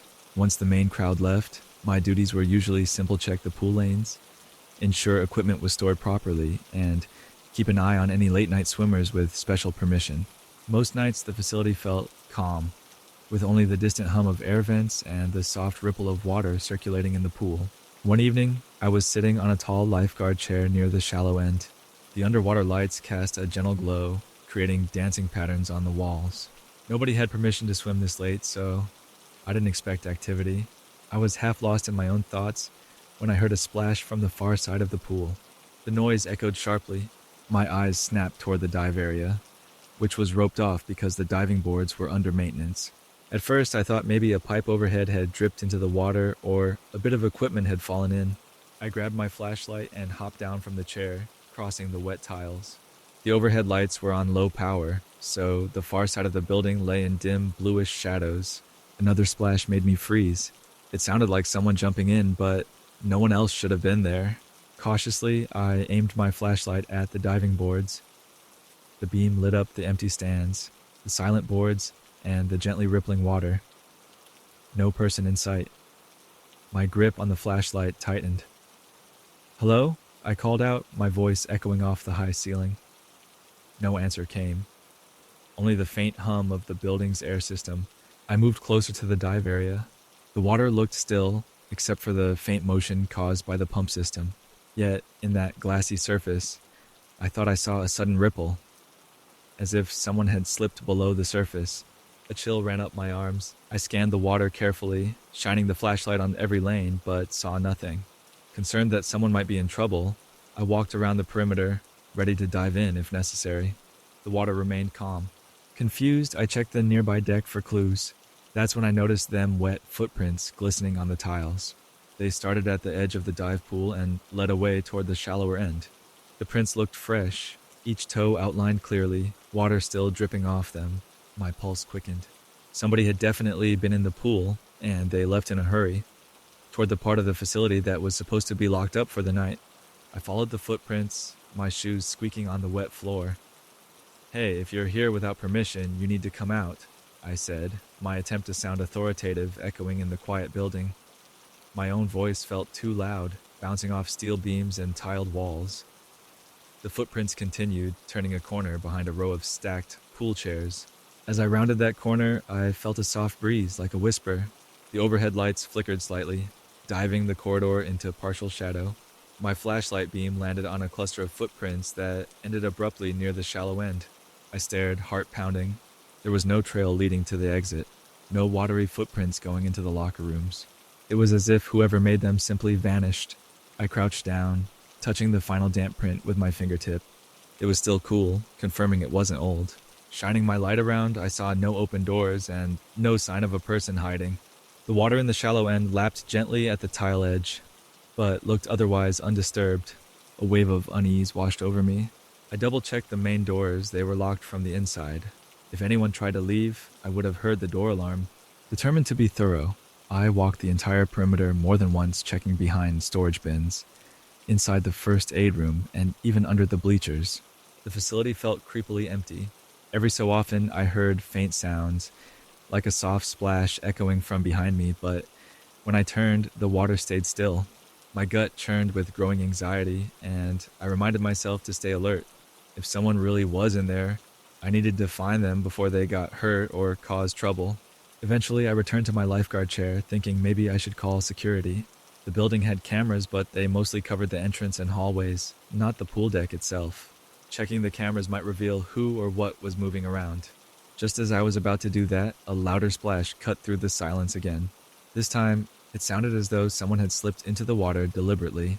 Heart hammering, I leaped off the chair and sprinted to the edge of the deep end, flashlight scanning the pool surface. Though the water stirred in gentle swirls, I saw no sign of a swimmer. Shining my light underwater, I made out nothing but the faint pattern of the pool tiles. No floating clothing, no shape of a person. I was ready to jump in fully clothed if I spotted anyone sinking or unconscious, but there was no one. The echoes of that splash seemed to fade into the rafters above. Frustration and fear clawed at me. I couldn't shake the feeling that I was chasing something impossible. Yet I knew what I had heard, and I had seen those footprints. I turned in a slow circle, scanning the corners. My reflection stared back at me from the glass windows that separated the pool from the outside courtyard. I looked tense, shoulders drawn up, hair sticking to my forehead from the damp air. In that reflection, I thought I glimpsed motion behind me. A shape gliding across the tiles, heading toward the shallow end. Whirling around, I found only the same emptiness. My flashlight trembled in my hand. This was more than just a trespasser. Something else was happening here. Maybe it was an echo of past swimmers, or a lingering presence from an old incident. Stories floated around about drowned ghosts in public pools, but I never gave them much credit. Now I wasn't so sure. Deciding enough was enough, I went to the small security office inside the facility. The cameras showed no visitors entering that night. They caught me walking around, shining my light. But I saw no second figure on the screen, even when I had clearly heard splashes. No footprints, no open doors. It was as though I was entirely alone in there. I phoned the building manager, feeling a little foolish. and explained I might have heard or seen someone in the pool area. He reprimanded me lightly, saying, "You're the only one with keys. If you're spooked, lock up and go. There's no record of anyone else inside." He suggested we do a thorough check in the morning. That's exactly what I did. I locked the doors, double-checked every corner, and switched off the main lights, leaving only the emergency ones on. As I was about to exit, I caught one last echoing splash from behind me. My stomach flipped, but I forced myself out, shutting the door firmly. The next morning, a small team inspected the pool with me.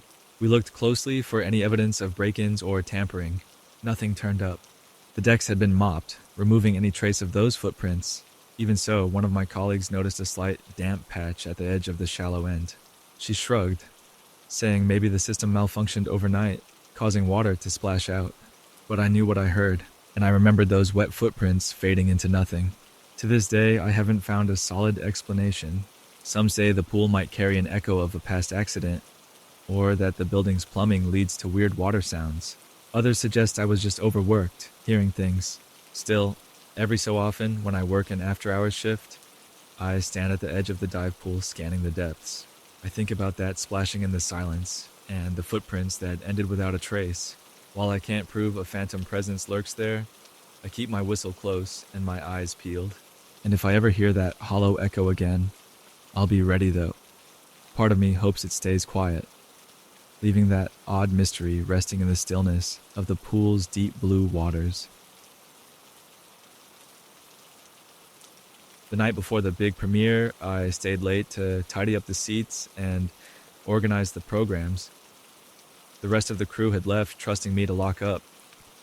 The theater lights were dim and the stage lights were turned off. Only a few overhead bulbs guided my steps as I weaved between rows of seats, checking for trash or loose papers. As I passed row after row, I spoke softly to myself, running through my mental checklist. Pick up flyers, check the stage curtains, switch off the lobby lights. The usual routine. When I reached the very back row H, the last set of seats near the far wall, I caught a glimpse of someone sitting in one of the seats. Startled, I looked up. The figure sat near the aisle, head bowed, wearing what appeared to be a dark coat. My heartbeat jumped. Nobody else was supposed to be in the theater so late.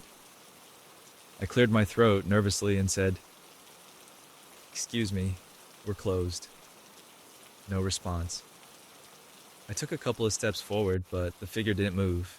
An uneasy chill spread up my arms. I was just about to speak again when the overhead light flickered, throwing the back row into momentary darkness. Panic rose, and I hurried closer, shining my phone's flashlight. But in that brief flash of illumination, I found the seat empty. I spun around, expecting to see someone heading for the exit, but there was no one. The only sound was the faint hum of the air conditioning. Confused, I checked all the aisles. Doors were locked, and the theater was too small for anyone to hide easily. Yet I couldn't explain what I'd seen. It felt like a trick of the low light. With my heart pounding, I managed to finish my tasks, though I kept glancing over my shoulder at that back row.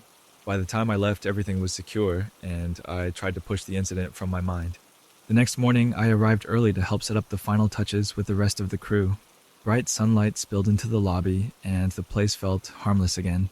I still remembered the strange sight from the night before, but in daylight, it was easier to shrug it off as my imagination. We rehearsed cues, tested the stage lights, and arranged programs on a table near the entrance. Satisfied, I decided to double-check the seating area. I walked to row H, scanning the chairs for any missed trash. That was when I saw something on one of the seats. A single, old ticket stub. Curious, I leaned in. The stub was faded and torn, showing the theater's name and a date. Rubbing my thumb over the print, I read, "Admission, 8 p.m., play title, 10 years ago." My eyebrows shot up. 10 years? It definitely wasn't for the show we were premiering that night. I flipped the stub over, but no writing was on the back. It seemed to belong to a past production, long forgotten. A chill tickled my neck as I remembered the figure in the dark coat. Could that have been someone who attended a show a decade earlier? It made no sense, but the coincidence felt strong. We had cleaned these seats thoroughly in preparation for the new show, so how did this old stub appear so suddenly? I showed the ticket to one of the other volunteers, asking if it was part of the show's promotion or a prop. She shook her head, equally puzzled. Maybe someone stuck it between the seats and it fell out, she suggested, but neither of us sounded convinced. The seat was right where I'd seen the mysterious figure. Throughout the day, I kept glimpsing Row H. My focus was on helping set up for the premiere, yet my thoughts stayed with that odd ticket stub. When the new play finally started that evening, the house lights dimmed and the excited audience filled every row. I stood near the back, making sure people found their seats. That was when I noticed the seat where I found the stub was empty. Every ticket had been sold, so why was that spot unoccupied? I checked the usher's map. Indeed, all seats were assigned, including that specific one in row H. The name on the seat indicated someone else should be sitting there, so I went to find them. It turned out they simply hadn't shown up yet, or maybe they were running late. I moved on to my duties as the play began. Halfway through the performance, I did a quick scan from the side aisle. The missing guest never appeared. I watched the actors on stage, but my eyes kept drifting to that empty seat. A faint ripple of worry swept over me, recalling the figure from last night. When the play ended, the audience clapped and stood, chatting happily as they left.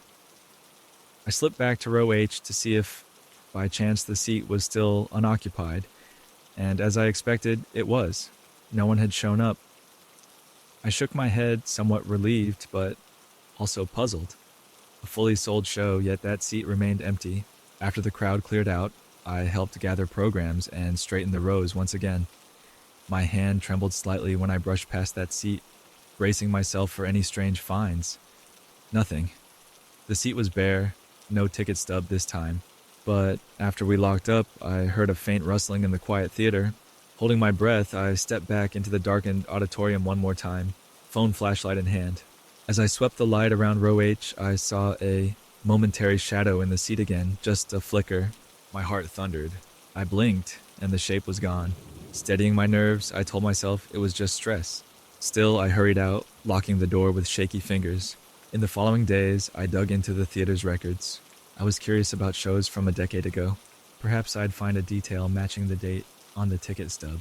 I pored over old programs and newspaper clippings. At last, I discovered a play that ran 10 years prior on that same date. It was reputedly popular, but no tragic or shocking event occurred at least. Not that any record mentioned.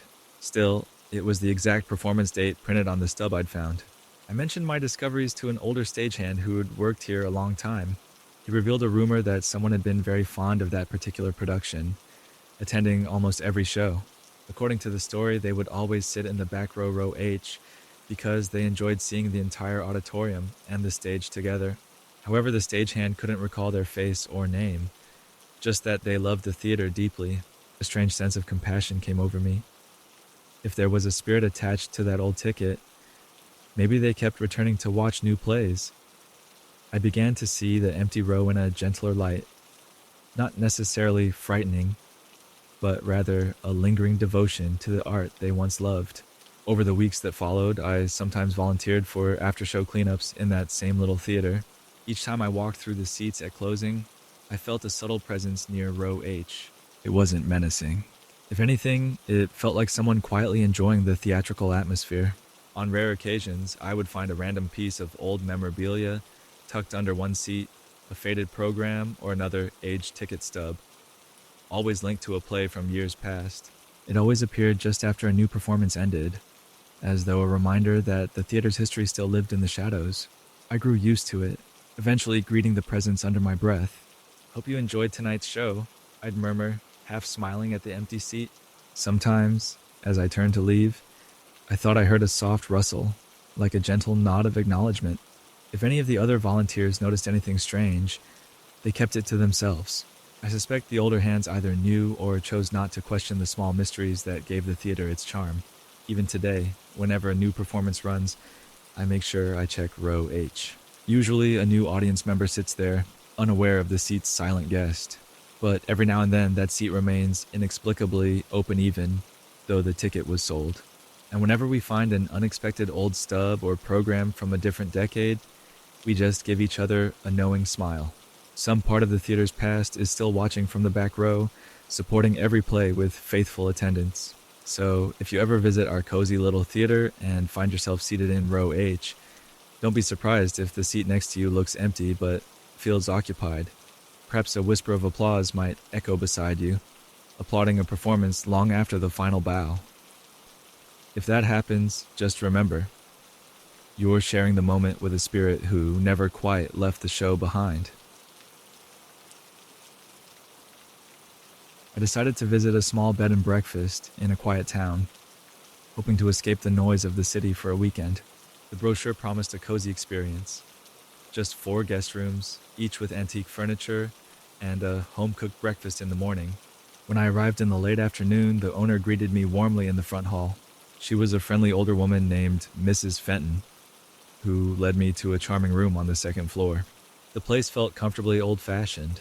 A tall grandfather clock stood near the stairs, its slow ticking echoing through the hallway. The faint scent of lavender polish followed me up the steps. My room was small but pleasant. A brass bed with a patchwork quilt, a tiny writing desk by the window, and a soft rug over squeaky floorboards. I noticed a wooden rocking chair in the corner, nicely carved, showing some wear on the arms. Mrs. Fenton mentioned I was the only guest that night, which thrilled me at first. That meant the place would be especially quiet. She promised a hearty breakfast in the morning, then left me to settle in. I spent a gentle evening reading by the glow of a small lamp, occasionally hearing the old floorboards creak as Mrs. Fenton moved around below. By 10 o'clock, I decided to call it a night. The day's travel had tired me out, so I slipped under the quilt, feeling drowsy. I had just started to drift off when a noise made me open my eyes. It sounded like a soft knock somewhere in the hallway. I told myself it was probably the housekeeper or maybe just the building's pipes, but the knocking came again, 3 gentle taps. I sat up, listening closely.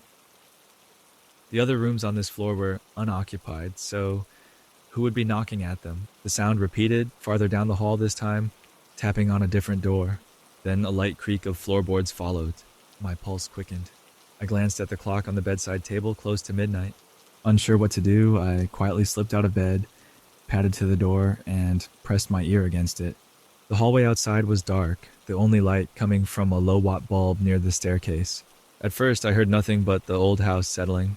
Then faintly, there it was again. Knock, knock, knock. I couldn't tell which door it came from. Gathering my nerve, I opened my door and peeked out. The hallway was empty, just a runner rug stretching to the opposite end. The other 3 room doors were closed, and no light glowed beneath them. I doubted Mrs. Fenton would be knocking on guest doors at this hour, especially since I was the only guest. I took a few steps out, my heart beat loud in my ears. The boards under my feet squeaked. After a moment of silence, I decided maybe it was best to go back to bed and ignore it. I scolded myself for letting small sounds spook me in an unfamiliar place. I returned to my room, locked the door, and climbed back under the covers. Eventually, the house grew silent again, and I fell asleep. In the early morning, the warmth of sunlight through the window woke me. I stretched, recalling the strange knocking from the night before. Now, in the brightness of day, it felt less frightening, more like a curious detail in an old building. I washed up, dressed, and ventured downstairs to the dining area, guided by the delicious aroma of bacon and fresh coffee. Mrs. Fenton had prepared a lovely spread: scrambled eggs, homemade biscuits with jam, crispy bacon, and a pot of tea. I thanked her, noticing no one else was in the dining room. She confirmed again I was the only guest that weekend. I paused, considering whether to mention the knocking, but decided not to worry her. Maybe it had been the wind, or rattling pipes, or just my imagination. While I ate, the housekeeper, a cheerful woman named Sharon, came in and out, tidying the common area. She gave me a friendly nod but seemed distracted, as if something was on her mind. After I finished breakfast, she approached me and asked if I slept well. I admitted I'd heard a few odd noises in the night, but nothing major. That was when Sharon asked, "By the way, did you move the rocking chair in your room this morning?" Her question took me by surprise. I glanced at her, confused. "No, I didn't move any furniture. Why do you ask?" Sharon hesitated, glancing at Mrs. Fenton. "I just noticed when I went to freshen your room, the rocking chair was in a different spot than I remembered. It was turned, facing the window. Usually it sits angled toward the bed." I shook my head. I never touched it, I swear. I even noticed it in the corner when I went to sleep. Sharon frowned slightly, then tried to smile it off. Probably just my memory failing me, she said with a wave of her hand, though I could tell she was uneasy. Mrs. Fenton looked thoughtful, then told me not to worry about it. Still, the idea that the chair had moved on its own made my stomach flutter with nervousness. Determined to figure out what was going on, I went back upstairs to see for myself. Sure enough, the rocking chair was turned, facing the window. My memory from last night was clear. It had been positioned diagonally, more toward the bed. I crouched down to check if maybe the floor was angled, or someone else had been in my room. The door had been locked from the inside when I woke up. Slightly unsettled, I spent the day exploring the nearby town, hoping some fresh air would calm my mind. I visited a local park, popped into a small bakery, and strolled by antique shops. Still, I kept thinking about the knocking and the displaced chair. Could there be an explanation?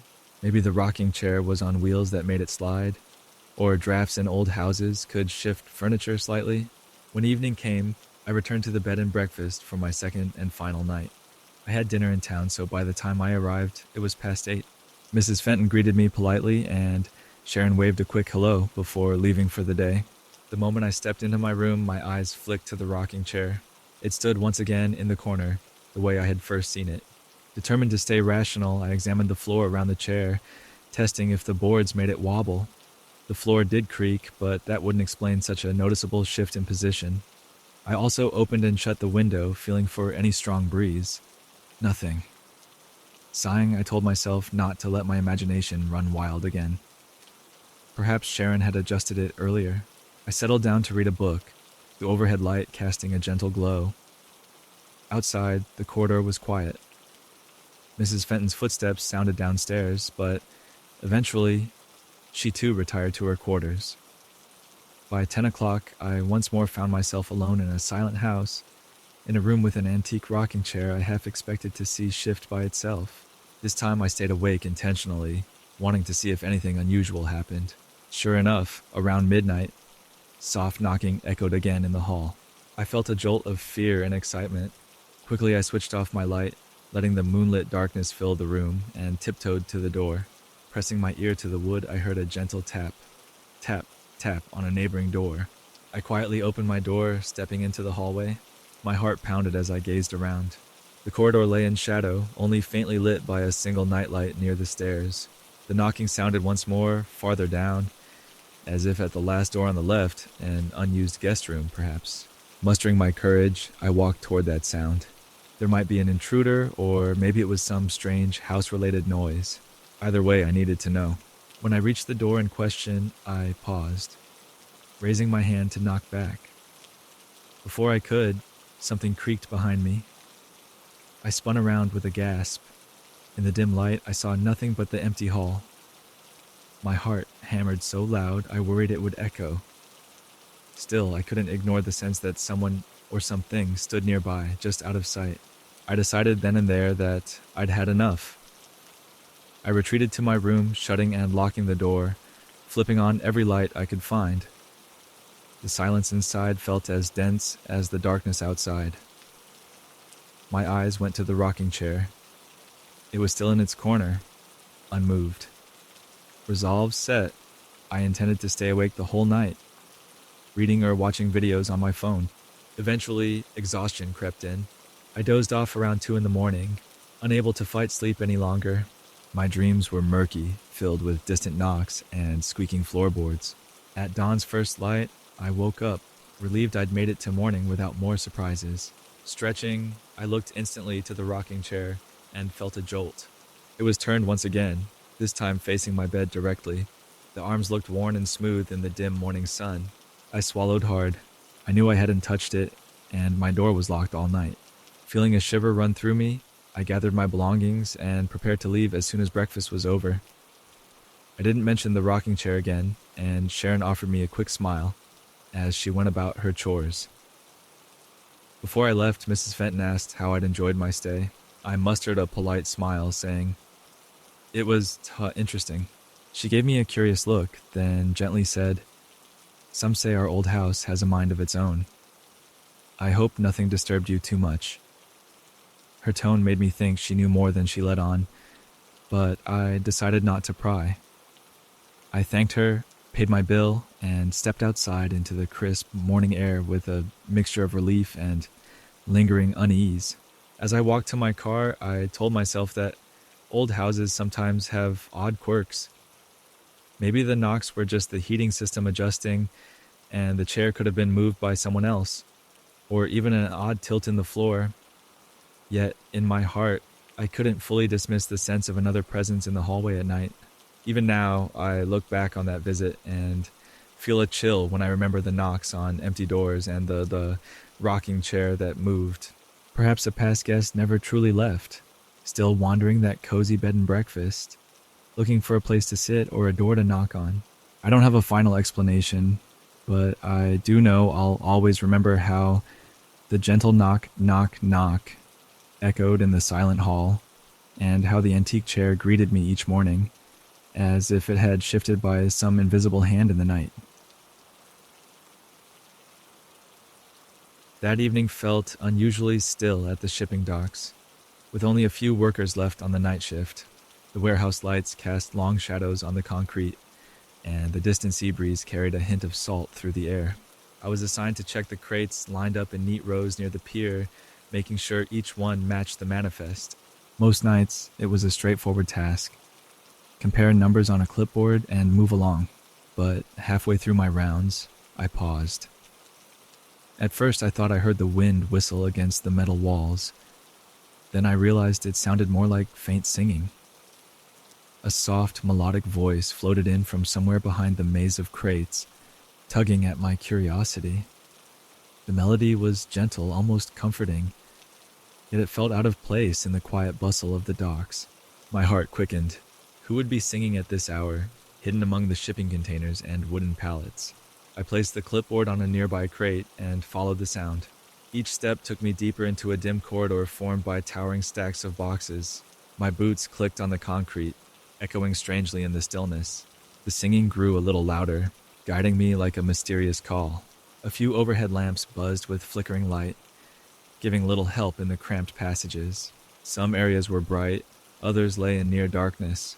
Every time I turned a corner, the voice seemed to shift, pulling me further in. I felt a tingle of unease at the back of my neck. This wasn't normal.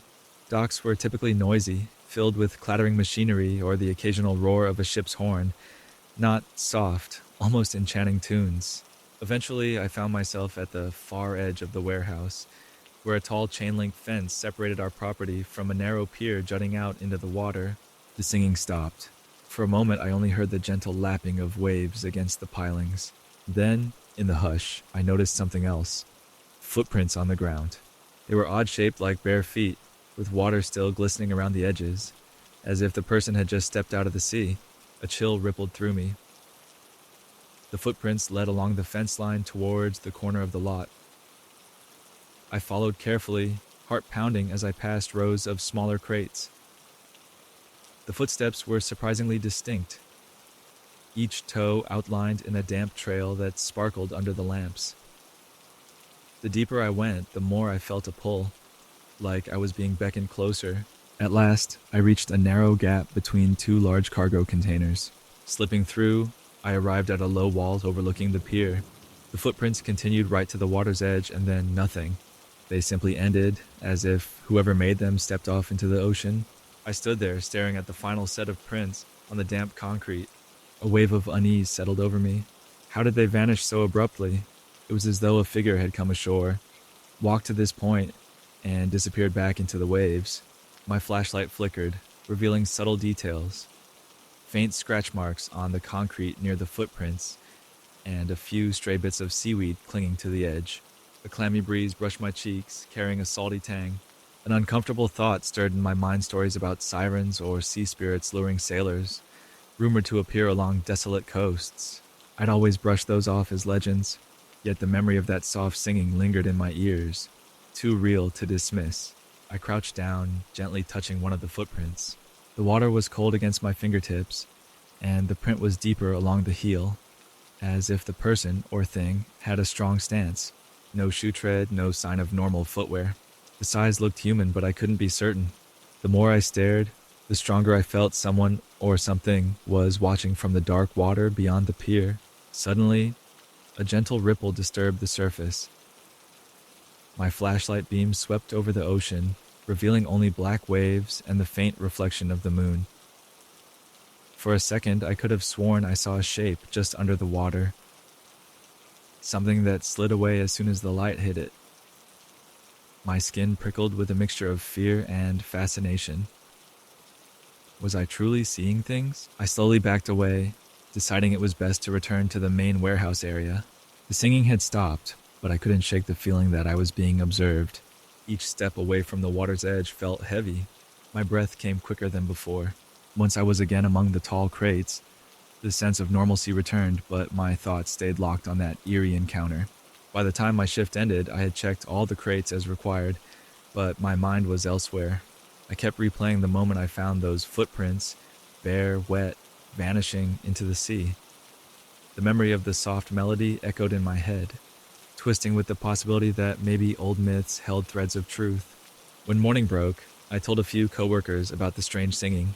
Some joked that I was tired or hearing the wind. Others mentioned local tales of mysterious voices heard at night, said to be sirens luring the unwary. While I laughed it off with them, inside I felt a deep uncertainty. I never mentioned the footprints. It seemed too real, too chilling to share without proof. To this day, whenever I work late at the docks, I can't help but listen for that faint, alluring tune. I walk more carefully behind the crates, half expecting to see wet footprints on the concrete once again. If I catch the slightest echo of a song, I force myself to stay in well-lit areas, away from the water's edge. The sea can be beautiful, but underneath its surface, some mysteries are better left unexplored. And as long as I'm on that night shift, I'll remember the footprints that ended where the pier dropped into dark water. Footprints that never should have existed, left by a presence that vanished as quietly as it arrived. The center itself was a large old building with a few creaky corridors and a cozy lobby. Right near the entrance, there was a long coat rack where visitors could hang their jackets. They'd pick them up again at the end of the evening before heading home. For a while, we dealt with a small but annoying problem. People kept reporting missing coats. At first, it happened just once or twice. A volunteer assumed somebody accidentally grabbed the wrong jacket. But soon, the complaints grew.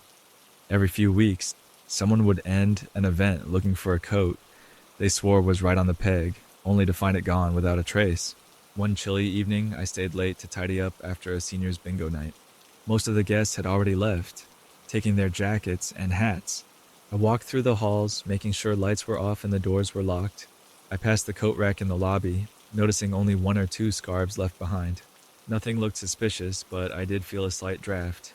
The main doors were closed, though, so I figured it was just the old building's usual creaks and breezes. I sat down near the front desk to finish paperwork. The overhead lamps buzzed quietly, and the big clock on the wall ticked away the last few minutes before I could go home. Only the faint hum of a distant vending machine broke the silence. Then, somewhere behind me, I heard a faint rustling. It was a soft swish, like fabric sliding against fabric. Curious and a little uneasy, I stood up and stepped toward the coat rack. At first, I saw nothing but the empty hangers and a couple of abandoned jackets. My eyes swept across the row, expecting maybe a late guest wandering in, but no one else was there. Suddenly, I glimpsed movement from the corner of my eye like a pale hand, tucking a coat into the shadows beneath the rack. My heart jumped. The hand looked thin in the dim light, almost translucent, but I saw no body attached to it. Feeling a surge of adrenaline, I hurried forward, flicking on a brighter light. Everything went still. The hand was gone, leaving no sign of a person crouching beneath the rack. I gently lifted the few jackets left, checking underneath. No one hid there. The floor was bare except for a little dust. Yet the memory of that pale hand felt too clear to dismiss. My pulse was racing, and I had no easy explanation. Wanting answers, I searched the entire lobby, carefully peering under chairs, behind counters, even checking storage closets. Nothing. The front doors were still locked. There was no way someone could have slipped in and out without me hearing. I felt a chill prickle at the back of my neck. Could I have imagined it? But it was so real. That brief flash of a hand sliding a coat away. The next day, I reported the strange sight to a few coworkers. Some teased me that I was sleep deprived or overworked. Others recalled hearing old rumors about ghostly sightings in the building. One longtime volunteer told me the center was once a small hotel decades ago, with stories of a guest who wandered the halls at night. Nobody took these rumors too seriously, but it gave me an odd sense of not being alone in my experience.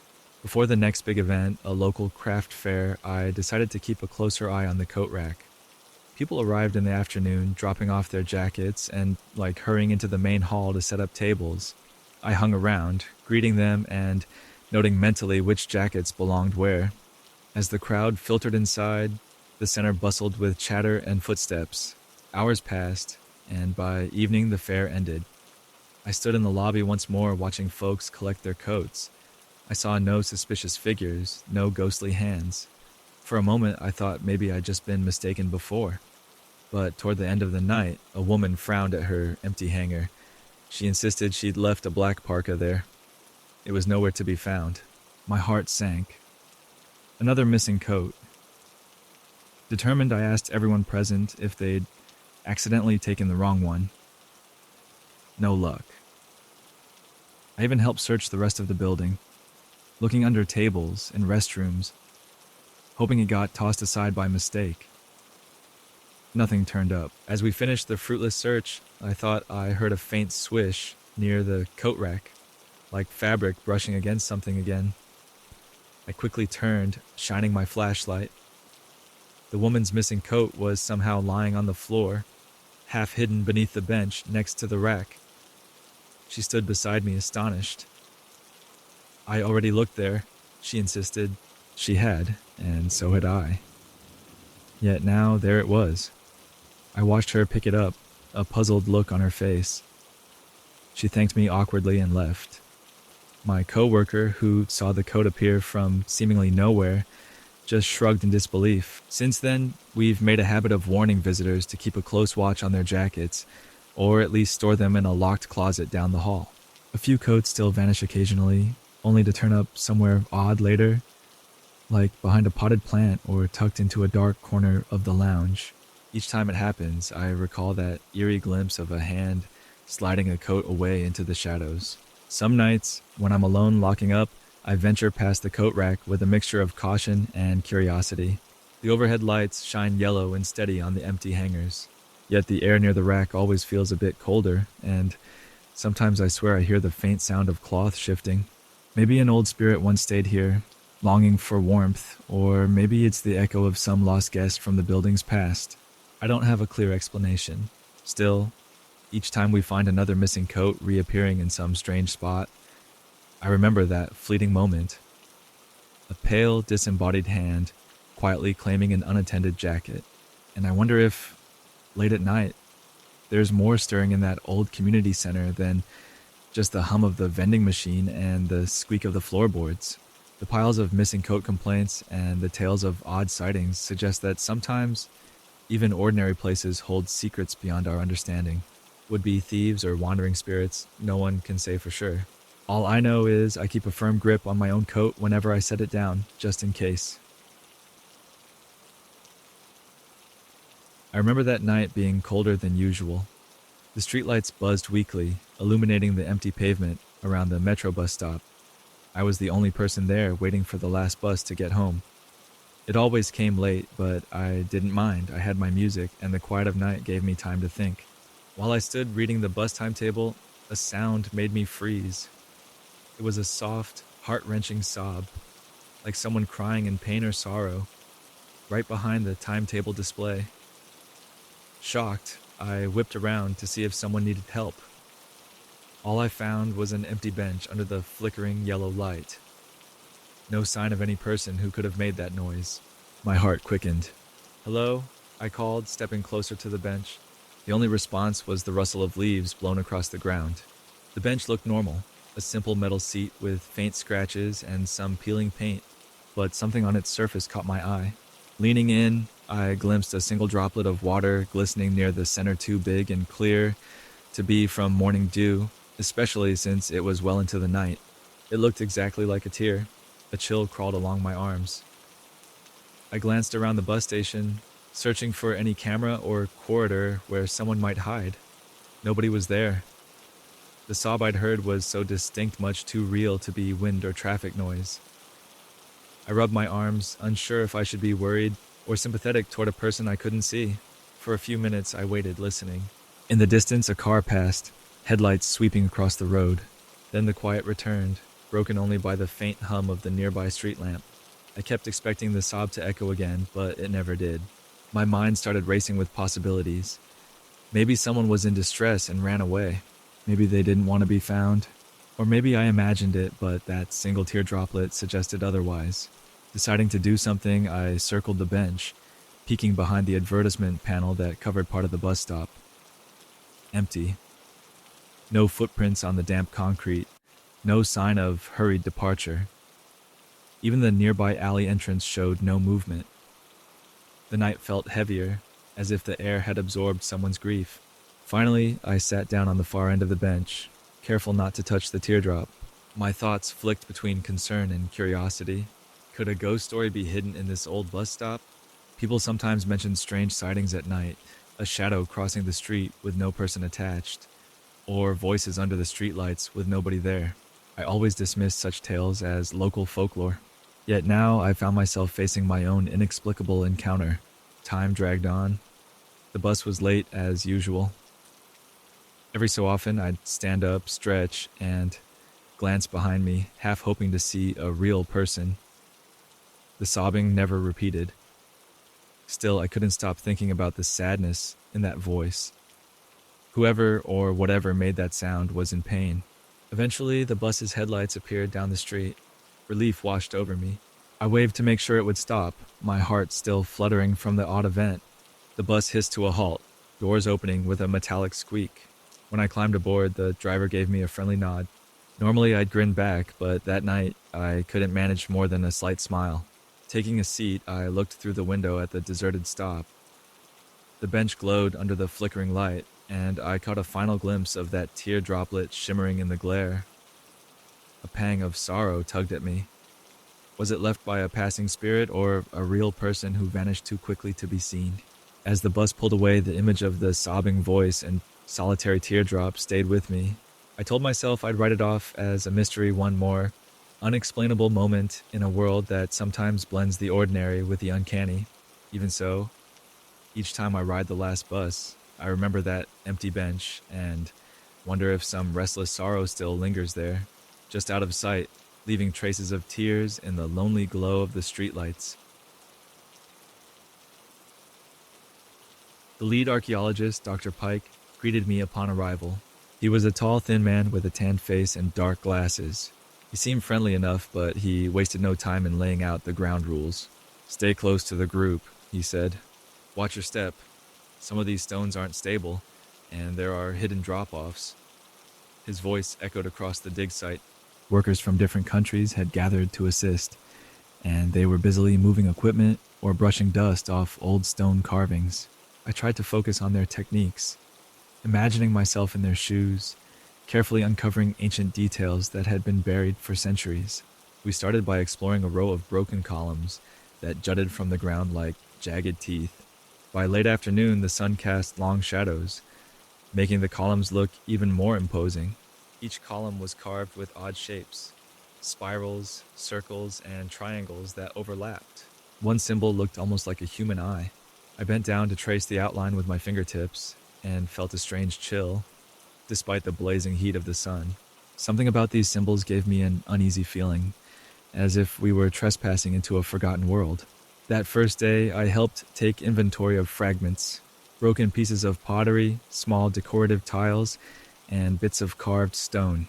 Most of these items looked generic at first, but as the sun began to set, Dr. Pike pointed out small differences. There were repeating patterns I had never seen before, swirling lines that looked purposeful but unfamiliar.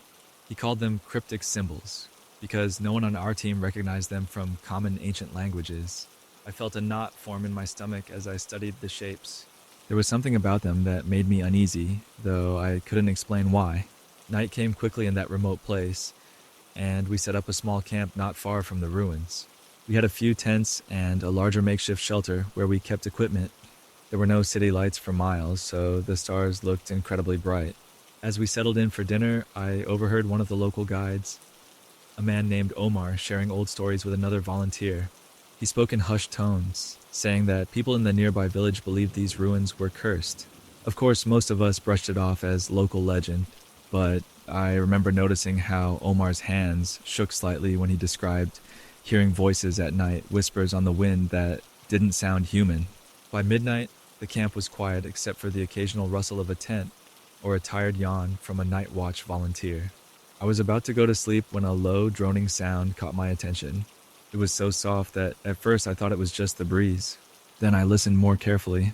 It sounded like quiet chanting, a kind of rhythmic murmur with no clear words. I peered out of my tent, scanning the darkness. I saw only the vague outline of the half-buried ruins and the glow of our lanterns, which cast weak light over the site. There was no obvious source for the sound, and it sent chills through my body. I told myself it was just the wind funneling through the old stone passages, and eventually I drifted off to a restless sleep. Early the next morning, Dr. Pike woke everyone up, excited about new findings. One of the deeper excavation pits revealed a hidden staircase. It led down about 10 steps to a small chamber. The stones inside had the same spiral markings we'd seen on the columns, but they were better preserved. We carefully brushed off the dirt and found rows of glyphs etched into the walls. These symbols repeated in some places, like a sentence repeating a single word for emphasis. None of us recognized the language. We took photos, made sketches, and continued clearing away debris to see if there was more hidden behind the rubble. The deeper we went, the more we found. Narrow passages branched off in different directions, some blocked by fallen stones. We noticed a pattern in the architecture. Every hallway seemed to angle downward very gradually, almost as if leading us into the Earth's core. One of the volunteers, Amanda, joked that we might find Jules Verne's Center of the Earth if we weren't careful, but even her lighthearted remark couldn't shake the growing tension. There was a heavy feeling in the air, like something in these ancient walls was watching us.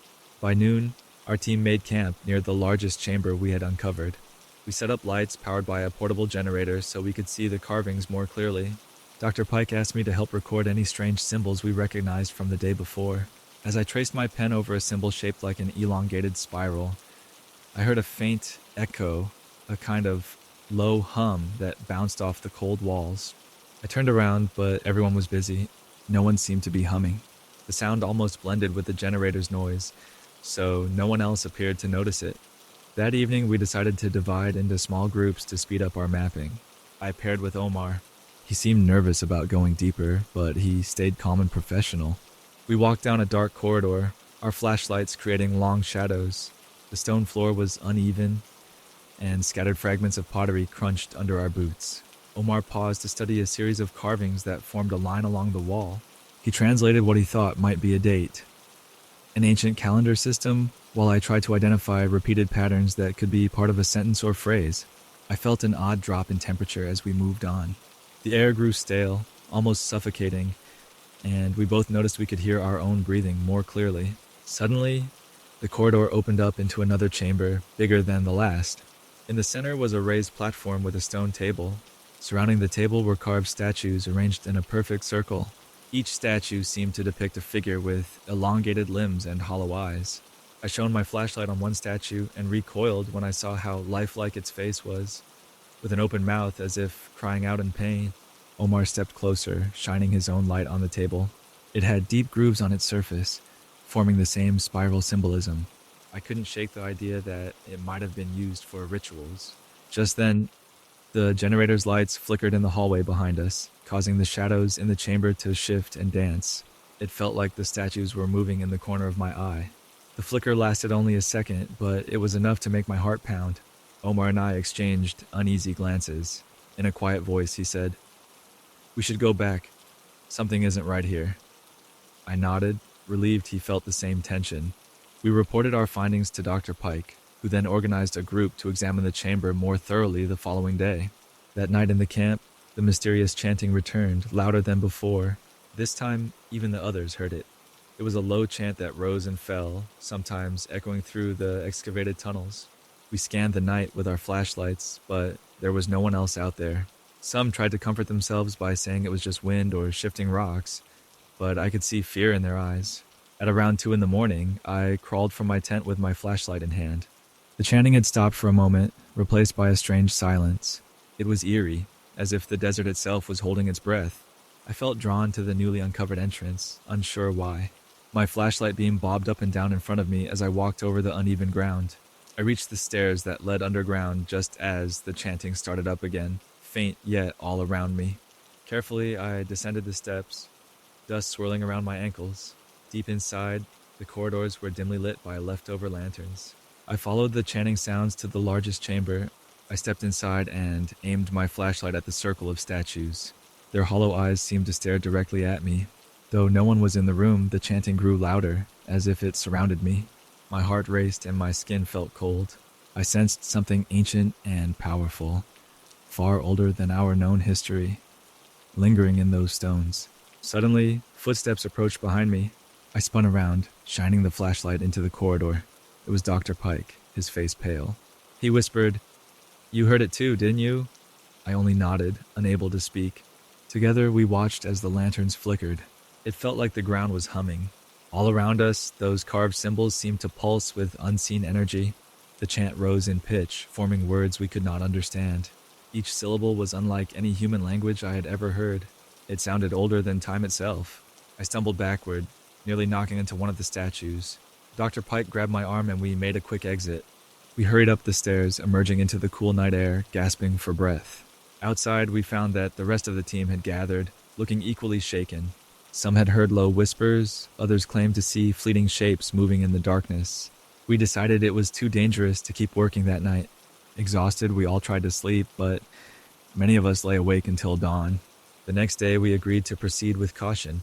Several team members refused to go back into the tunnels. Dr. Pike and a few brave volunteers continued investigating. They discovered more passages with walls covered in symbols. Many of the passages ended unexpectedly, as if the creators had abruptly stopped building them.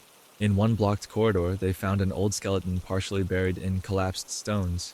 The bones seemed ancient, but the position of the remains looked odd, arms extended, fingers curled toward the ceiling. No one could figure out exactly what happened, but it gave us all a sick feeling. By afternoon, most people wanted to leave. The local guides, including Omar, suggested we seal off the deeper tunnels. They believed it was better to cover everything and let the past remain buried. Dr. Pike was torn. He wanted to learn more. This was a once-in-a-lifetime find, but his eyes showed the same fear we all felt. In the end, he decided safety came first. We packed up our major equipment and reburied the entrance as best we could so no casual explorers would find it. On our final night, the chanting came in waves, like a sad lament echoing underground. Some of the team members plugged their ears, while others huddled near the trucks, anxious to be gone by sunrise. I sat in my tent, heart pounding, wishing I could forget what I had seen and heard. Even with my eyes closed, I could picture those statues, their hollow eyes forever watching. Part of me felt guilty for disturbing this place. It was as if we had trespassed where no living person was meant to go. We drove out at dawn, our vehicles kicking up dust as we left the site behind. In the rearview mirror, the half-buried ruins looked small against the rising sun. Yet I couldn't shake the feeling that something followed us, a whisper on the wind urging us to turn back. My mind replayed the strange chant over and over, even as we reached the outskirts of the nearest town. For days afterward, I couldn't sleep without hearing that echo in my dreams. Dr. Pike promised to file a report on the findings, strange symbols, uncovered chambers, and unsettling sounds. But I suspect the official story will leave out the darkest details. If anyone asks me about the place, I will tell them only this: some ruins are best left buried. There are things older than history out there, secrets that do not want to be uncovered. If you ever hear chanting in a forgotten tunnel, walk away. You might be hearing the call of something that should remain in the shadows, beneath the weight of centuries that guard it from the eyes of the curious and the unsuspecting. I was heading home on a Tuesday night after working late at an office on the other side of the city. At that hour, the subway platform was almost empty, and only a few people stood waiting for the last few trains. The lights in the station flickered a bit above me, making the dull concrete walls seem even more gray. I was used to traveling at odd hours, but that night had a strange feeling in the air, like something heavy pressing down on my chest. When the train pulled in, it sounded louder than usual, its brakes screeching against the rails. I boarded and found a seat near the back of the car. The doors closed with a hiss and the train lurched forward. I glanced around. Only 4 other passengers shared the car with me. An older man in a long coat dozed with his head tilted against the window. Across the aisle, a young couple whispered to each other, their voices too soft to hear. Toward the front, a woman tapped on her phone with a serious look on her face. The ride started like any other. We passed familiar stations, each with the usual bright lights and signs displaying the station names. Every time we stopped, only 1 or 2 people got off, and occasionally someone else boarded. I was too tired to pay close attention. I just wanted to get home. The rhythmic clacking of the tracks usually lulled me into a bored, half-asleep state, but that night I felt on edge. I couldn't relax. Something about the neon lights and the stale air put me on high alert. As the train continued, I realized we were traveling longer than usual between stations. I checked the glowing map above the door to see where we might be. The red indicator light moved along the line, but then it seemed to freeze. The overhead map stopped updating, showing we were still at the last station we had already left. I frowned, thinking there must be some glitch or power issue. Then the train slowed. I straightened up, expecting we'd arrive at the next station any second. Instead, we glided by an old, dimly lit platform. I pressed my face against the window and squinted to read the sign. The letters on the sign were partially broken, flickering with old bulbs. For a split second, I thought I saw my own name in those letters. It spelled out 3 or 4 letters, some missing or shattered, forming a ghostly version of my name. My stomach tightened. No one else seemed to react. I glanced around to see if my fellow passengers noticed, but the older man still dozed, the couple whispered, and the woman with the phone was busy scrolling. I felt a shiver run up my spine. Why would a station show my name? That was impossible. Also, I had never seen that station before, and it wasn't on any modern map. I had memorized these station names after riding this route for years. I stood up and walked toward the train door to get a better view through the glass. The station we passed had broken benches, their seats covered in dust. A few overhead lights flickered, casting messy shadows across the cracked tiles. The windows were smeared with grime, so I only caught brief flashes of the platform as we sped by. Yet, in that brief look, my eyes landed on something else. A figure standing by one of the benches, looking directly at me. Even in the dim light, I felt certain someone was there, surrounded by shadows. Then the station vanished behind us, swallowed by the darkness of the tunnel. My pulse raced. Part of me wanted to pull the emergency brake and ask the conductor what was going on, but I knew that would only cause chaos. Instead, I stepped over to the woman with her phone. She looked up at me, eyebrows raised. I asked, as calmly as I could, if she had noticed the odd station we just passed. She blinked, shrugged, and said she was too busy checking messages to pay attention. When I turned to the couple, they shook their heads, claiming they didn't see anything out of the ordinary. I returned to my seat, quietly unsettled. Could I have imagined it? Maybe I was more tired than I realized, but I kept replaying the image of that broken sign in my mind, flickering letters that spelled out my name. That wasn't something I could just brush off. The train eventually stopped at my usual station, and I got off, relieved to be on familiar ground. The rest of the night felt uneasy. Even when I reached my small apartment, I couldn't shake the creeping sense that I had glimpsed something meant to remain hidden. The next day, I tried to research any abandoned stations on that line. I checked historical records, old transportation blueprints, and even asked a few online forums. Most people said that there had been stations closed years ago for safety or cost reasons, but none matched the location I described. Nobody had ever mentioned a station with a flickering sign that spelled out a passenger's name. Unsurprisingly, my question got a few jokes in response, and one person suggested I had dreamt the entire experience, but I couldn't let it go. That night after work, I boarded the subway again. This time I chose a seat close to a window, determined to watch for that station. As we traveled, the ride seemed completely normal at first. When we neared the spot where the strange station had appeared, my palms began to sweat. My heart pounded as I waited, eyes locked on the darkness of the tunnel. Then, without warning, the train slowed again. Lights flickered past the windows, revealing the same dim platform, cracked tiles, broken benches, and that eerie sign. I got a clearer look at the sign this time. The letters truly did look like my name, partially spelled out with some missing bulbs. I felt faint. When the station came into full view, I spotted more details: graffiti on the walls, old posters peeling off, and a single overhead lamp that swung back and forth, although there was no draft in the tunnel to move it. In the corner, I saw that same figure, a shadowy shape leaning against the wall. It wore something dark, maybe a coat, but I couldn't see the face. Before I could blink, we sped past again. My entire body tingled with paranoia. None of the other passengers reacted.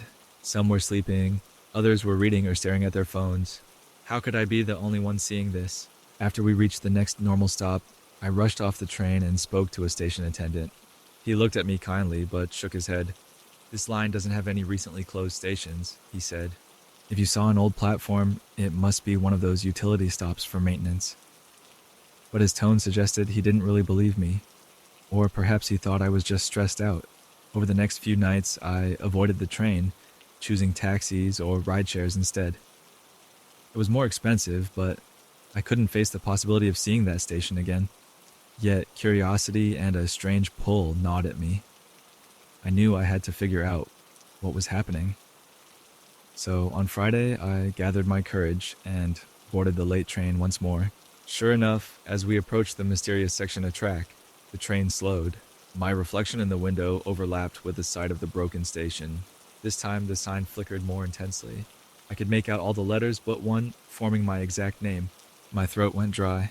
Then, out of the corner of my eye, I saw a movement on the platform. That shadowy figure was standing right under the sign, facing my window. The train slowed so much that for a moment, I thought it would stop. I saw a pale face, eyes shining in the dim light. It almost looked like my own reflection. My skin prickled with a cold sweat. The figure lifted a hand, as if inviting me to come closer. Suddenly, the train picked up speed and roared away, plunging us back into darkness. I collapsed into my seat, breathing heavily.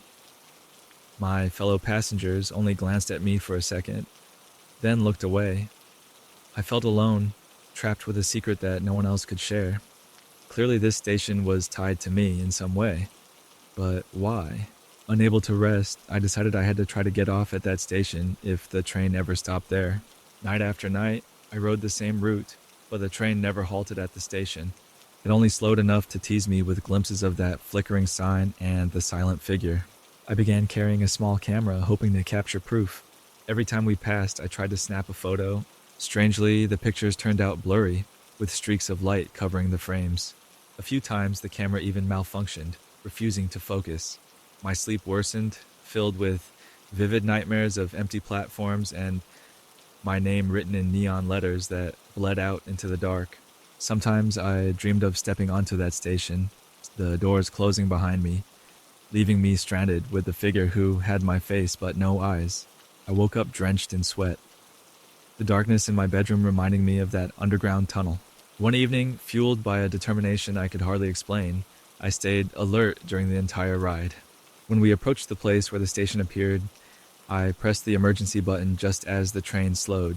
It was risky, and I knew it might cause trouble, but I had to see if the doors would open. Alarms blared, and the train lurched to a stop. The lights in the car flickered. I ran to the nearest door trying to pry it open. A station worker or conductor shouted something over the intercom, and passengers started yelling at me. But at that moment, the train's doors slid open with a wheeze. I stepped out onto the dim platform. The tile was cold under my shoes, and a stale odor of dust and old air filled my lungs. Even though I expected everything to be abandoned, I sensed a presence. The sign overhead sputtered, half the lights popping as they tried to stay alive. The remains of my name glowed faintly, as if the bulbs were on the verge of burning out for good. Then the train door behind me slammed shut, and in a rush of movement, it sped away, leaving me alone. Silence fell, broken only by the buzzing of a single overhead lamp. I walked forward, passing broken benches with rotted wood. My footsteps echoed. Posters from decades past lined the walls, peeling away to reveal older ads beneath them. The place felt wrong, as though it existed outside of normal time. I thought about turning around, but I realized any chance to leave left with that train. Near the center of the platform stood the figure I had glimpsed so many times. Now I saw it more clearly. The figure wore a dark coat, the shape of its body similar to mine. When it turned, I gasped, feeling my heart hammer against my chest. The face was like a mirror of my own, except the eyes were hollow, almost blank. Its mouth twitched, but no words came out. Then it lifted a hand in a silent greeting or warning, I wasn't sure which. A flicker of panic jolted me into action. I took a step back, swallowing hard. "Hello?" I managed, my voice shaking. The figure tilted its head as if studying me. Slowly, it raised an arm and pointed at the sign overhead, where the last flicker of the broken letters was about to die out. The light sputtered, then spelled my name one final time before going dark. In that heavy silence, I realized that I might be completely trapped there. Suddenly, the far end of the platform lit up in a burst of white light. The sound of another train echoed through the tunnel, approaching at an odd, slow pace. My heart surged with hope. Maybe I could leave this place. I turned to look at the figure again, but it was gone, melted into the shadows. Alone, I ran toward the approaching train, its headlights casting long beams across the peeling posters. When it finally stopped, the doors creaked open, revealing an empty interior. I hesitated, uncertain, then decided I had no choice. I stepped inside. The doors hissed shut. The lights in the car were dim, the seats covered in a thin layer of dust. There was no sign of a driver, no hint of any other passengers. Still, the train began to move, gliding forward into the tunnel. I sank into the nearest seat, trembling, unsure if I was safe or in deeper danger. The overhead lights flickered, revealing old advertisements in languages I didn't recognize. Then, with a long, rattling moan, the train picked up speed and rushed through the darkness. After what felt like an eternity, the train slowed. I saw the lights of a normal station outside, and the doors opened onto a familiar platform, the one near my apartment. I didn't question it. I bolted out of the train, stumbling onto solid ground. Behind me, the mysterious train pulled away, its windows dark. When it vanished, I was left breathless. The station was quiet, clean, and occupied by a few late-night travelers glancing at me curiously. I hurried home, my mind spinning with questions. I had no proof of what happened. No photos, no recordings, just vivid memories that felt half like a nightmare. Still, I checked the news and local transit alerts every day afterward, searching to see if anyone else had mentioned that platform. Nothing came up. No one admitted to seeing a station with a broken sign that spelled out a passenger's name. And no one admitted to seeing a figure that looked exactly like them, waiting in the dark. Even now, I sometimes think I hear the echo of that empty platform in my dreams. I can still picture the faint glow of the flickering sign, the shape of the benches, and the silent figure standing under that half-burned light. Though I try to forget, the memory clings to me like soot in my lungs. I still ride the subway at night, but I stay wide awake, eyes locked on the tunnel. If I see that station again, I don't know if I will dare to step off, because I'm not sure if I'll ever find my way back if I do. The old wooden gate still had the camp's name carved into it, even though half the letters were faded. It read Camp Meadows because the lark part had fallen off years ago. The surrounding fence leaned in places, and weeds grew up through every crack. 10 years had passed since I last set foot here. I was a kid back then, running around with friends, roasting marshmallows by the lake, and telling ghost stories under the stars. Now the place looked like nature was reclaiming it. I stepped over some tall grass and made my way down the dirt path that used to be so well tended. Back then, it had been covered with fresh gravel. Today, it was full of potholes and wild plants. A part of me wondered why I came back. Maybe I was chasing old memories, hoping to find a bit of that childhood magic. But as soon as I reached the main field, I realized the camp had changed. The large field was overgrown with knee-high grass, and the cabin stood like silent, rotting shells in the distance. When I stopped to take it all in, the wind rustled the trees, creating a lonely sigh. The sky was a dull gray, and I checked my watch. It was earlier than dinner time, but the clouds made it feel later. I thought about leaving before dark, but curiosity pushed me forward. I wanted to see the old fire pit, the lake, and my favorite cabin, Cabin 3. I hoped that standing there would remind me of simpler days. My first stop was the camp's main lodge. It used to be full of laughter and the smell of pancakes every morning. Now the windows were boarded up, and the door hung off one hinge, as if someone had tried to pry it open. The porch creaked alarmingly under my feet. Inside, I caught a glimpse of old tables and chairs covered with dust, arranged exactly how I remembered. Papers and old decorations lay scattered on the floor. One poster showed the camp schedule for the last summer it was open, I noticed the date. It matched the year I had my final stay. I walked around the side of the lodge and found a pile of abandoned canoes. The paint was peeling and some paddles lay snapped in half. At the water's edge, the lake shimmered under the gray sky. I remembered how the water always felt so cool, especially during hot summer days. For a moment, if I closed my eyes, I could almost hear the excited shouts of kids jumping off the dock. But when I opened them, there was only silence. As the afternoon wore on, the shadows grew longer. I decided to check out the cabins before it got too dark. They were arranged in a half circle, each one with a small porch. Most had doors missing and windows shattered. I recognized cabin 3 right away.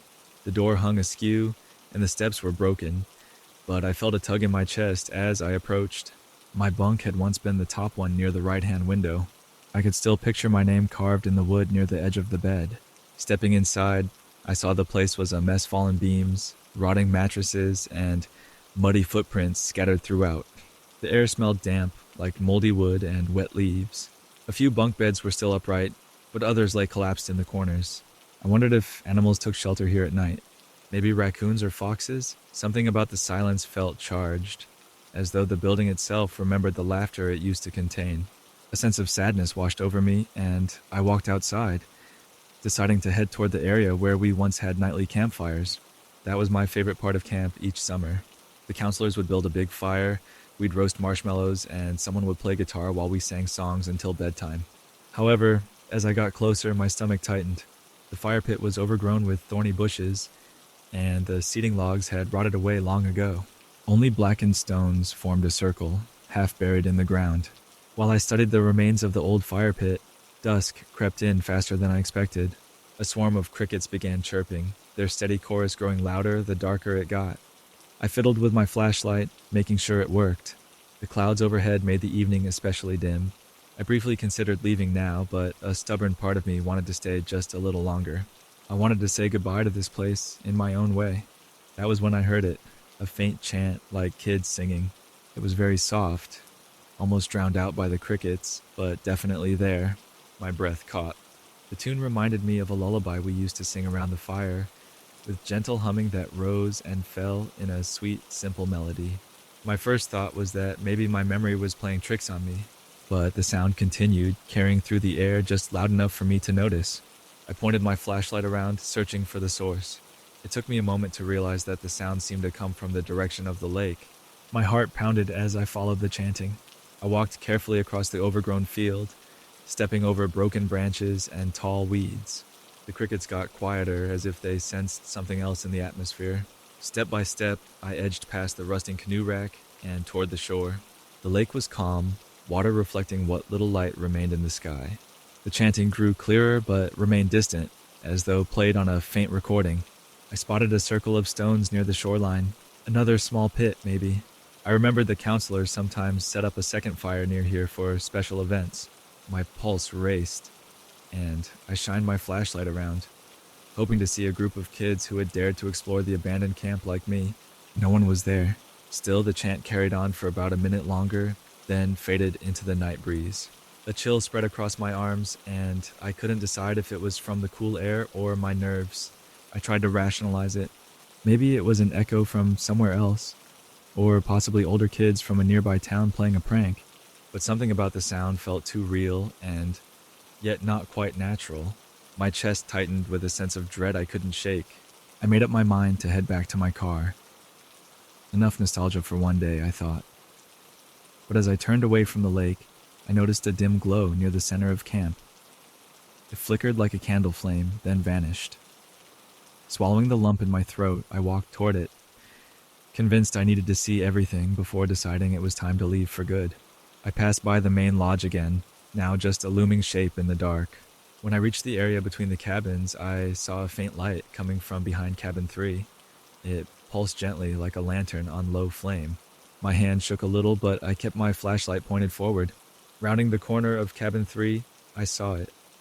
A small circle of tiny flames. At first, I thought someone had lit a few candles on the ground, but when I stepped closer, I realized these lights didn't touch the ground at all. They hovered at varying heights, a cluster of glowing orbs. My brain couldn't make sense of it.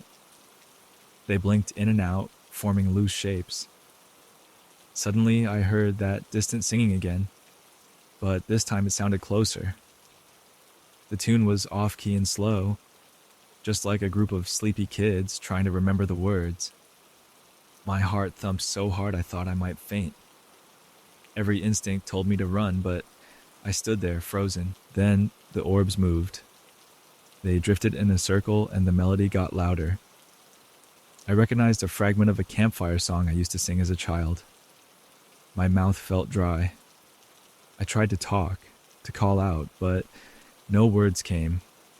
It felt like I was standing on the edge of two worlds, the abandoned camp from reality and a memory that refused to stay dead.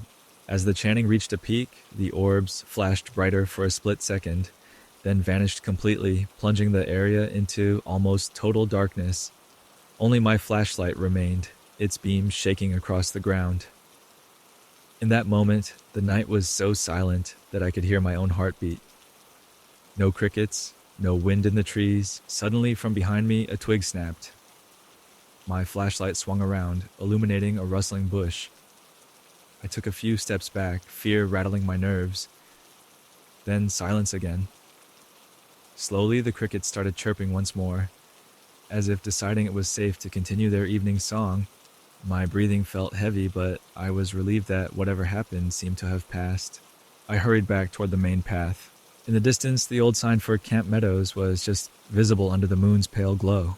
Each step felt like wading through thick fog, even though the air was clear. My thoughts buzzed with questions, but I had no answers. Reaching the camp gate, I paused to look back. I half expected to see those lights again or hear that song, but all I saw was the shape of the cabins in the distance and the endless shadows surrounding them. Finally, I walked to my car, parked outside among some weeds. The moment I shut my door, I let out a trembling breath. The engine roared to life, headlights cutting across the dark field. As I drove away, I glanced in the rearview mirror. Camp Meadows faded into the shadows, the broken sign barely visible. A part of me wanted to cry, though I wasn't exactly sure if it was out of fear, sadness, or a mix of both. All the way home, my mind played and replayed the chant. Those notes belonged to the childhood songs we once sang at the fire. I couldn't forget that circle of orbs and how they seemed in tune with the melody. It felt like the ghosts of the camp's past were still having one last summer night, refusing to let go of the happiness once shared there. Or maybe it was the camp itself, longing to relive its bright days when it was full of life. I never told anyone the full story. It seemed too strange, too impossible. People might say it was my imagination, influenced by the memories I held dear. But I know what I saw and heard. Even writing about it makes my spine tingle all over again. Sometimes, on quiet nights, I catch myself humming that same campfire song, and a rush of nostalgia and fear floods back. Part of me wonders if I should go back during daytime, maybe bring a friend, and prove to myself there is nothing supernatural there, just an old camp left to rot. But another part of me thinks it would be better if the camp rests in peace, with whatever spirits or echoes remain living out their endless summer. After all, some places are meant to stay locked in our memories. For now, I choose to remember Camp Meadows as it was in my childhood, full of laughter, nighttime stories, and the soft glow of a campfire. I will hold on to that vision because the new reality I found was too eerie to make sense of. And late at night, if I happen to recall that faint chanting, I try to convince myself it was only the sound of the wind through the trees. It's easier that way. And maybe that's what the camp wants to be remembered warmly, even though it has changed into something I can no longer understand. I have worked at Sunnybrook Retirement Home for about a year. It is a peaceful place most days, full of gentle routines. We have long hallways lined with paintings, soft rugs, and a little garden that the residents help maintain. Some of them used to be gardeners or nature lovers, so caring for flowers makes them feel at home. I enjoy tending the garden too. It's a small green space in the courtyard, with a few benches and a fountain that trickles water. It can be quite relaxing to walk through there after my shift. One evening, when I was scheduled for the late rounds, I decided to check on the garden before finishing up. The sun had already set, and the outdoor lights created small circles of light along the stone path. In that dim glow, I noticed something unusual by one of the bench's flowers arranged in a circle. That might not sound so strange, but the flowers were wilted. each bloom drooping as if it had been cut days ago. Most of the flowers in our garden were still alive and well, so this circle stood out. I bent down to look more closely. The blossoms were mostly roses and lilies, which was odd because we did not grow lilies here. They formed a perfect ring about 2 feet wide, every flower placed exactly at the same distance from the next. I glanced around for footprints or any sign of who might have done this, but I only saw the old flagstones and the worn grass nearby. The sight made me feel a bit uneasy. Sometimes residents wander outside after dark, rearranging plants or picking petals, but this arrangement seemed too precise, like it was made by someone with a plan. I made a mental note to clean up the wilted flowers in the morning. I thought perhaps Mr. Carson, who sometimes has trouble sleeping, might have been responsible. He likes to gather stray flowers and leaves them around for decoration. Still, something about that perfect circle felt off. I half expected to hear voices, but the only sound was the gentle trickle from the fountain. I moved on, making the rest of my rounds inside the building. I checked on each resident, made sure they had water, turned off any unnecessary lights, and noted those who were still awake reading or watching TV. A few night shift nurses were there, and we exchanged quick greetings. Then I climbed the stairs to the second floor corridor where Ms. Fletcher, Mr. Carson, and a few others resided. Miss Fletcher was still awake, softly humming to herself as she looked out the window. She was a quiet woman who used to teach kindergarten. Sometimes she forgets where she is and waves to people who aren't actually there. That night she waved at me and said, "Good evening, dear. Did you see the flowers?" I paused, surprised. I asked her which flowers she meant. She only smiled, as if she had forgotten her own question. A few doors down was Mr. Carson's room. His door was slightly ajar, and the light inside was off. I tapped gently. No response. Poking my head in, I saw him asleep in his bed, breathing deeply, apparently resting. So it probably wasn't him outside arranging flowers. I felt a chill, unsure who else might wander around the garden late at night. I finished my shift around 11 p.m. and headed home. As I drove, I found my thoughts drifting back to that circle of wilted flowers. It seemed so out of place, so deliberate. I told myself it was just a strange little moment in an otherwise normal day, but I did not sleep well. My dreams were unsettled, full of white petals and flickering lights. The next morning, I arrived at the home to start my usual day shift. I made my way to the garden before going inside, intending to clean up the wilted circle, but there was nothing there. No circle, no petals, not even a trace of wilted stems. The grass had no sign of disturbance, and the morning dew sparkled in the sunlight. The bench looked ordinary, its wood planks worn and faded. My heart thumped as if I had imagined the whole thing, yet I knew I had seen it. I entered the building and logged in for the day, then started my routine, checking the schedule, greeting the residents, answering small requests for help.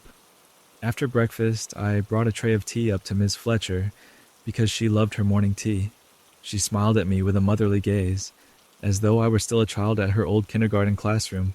That was when she whispered, "I heard you singing last night, dear," right under my window.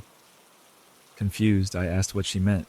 She said, "You were outside and I heard my name too. It sounded like you."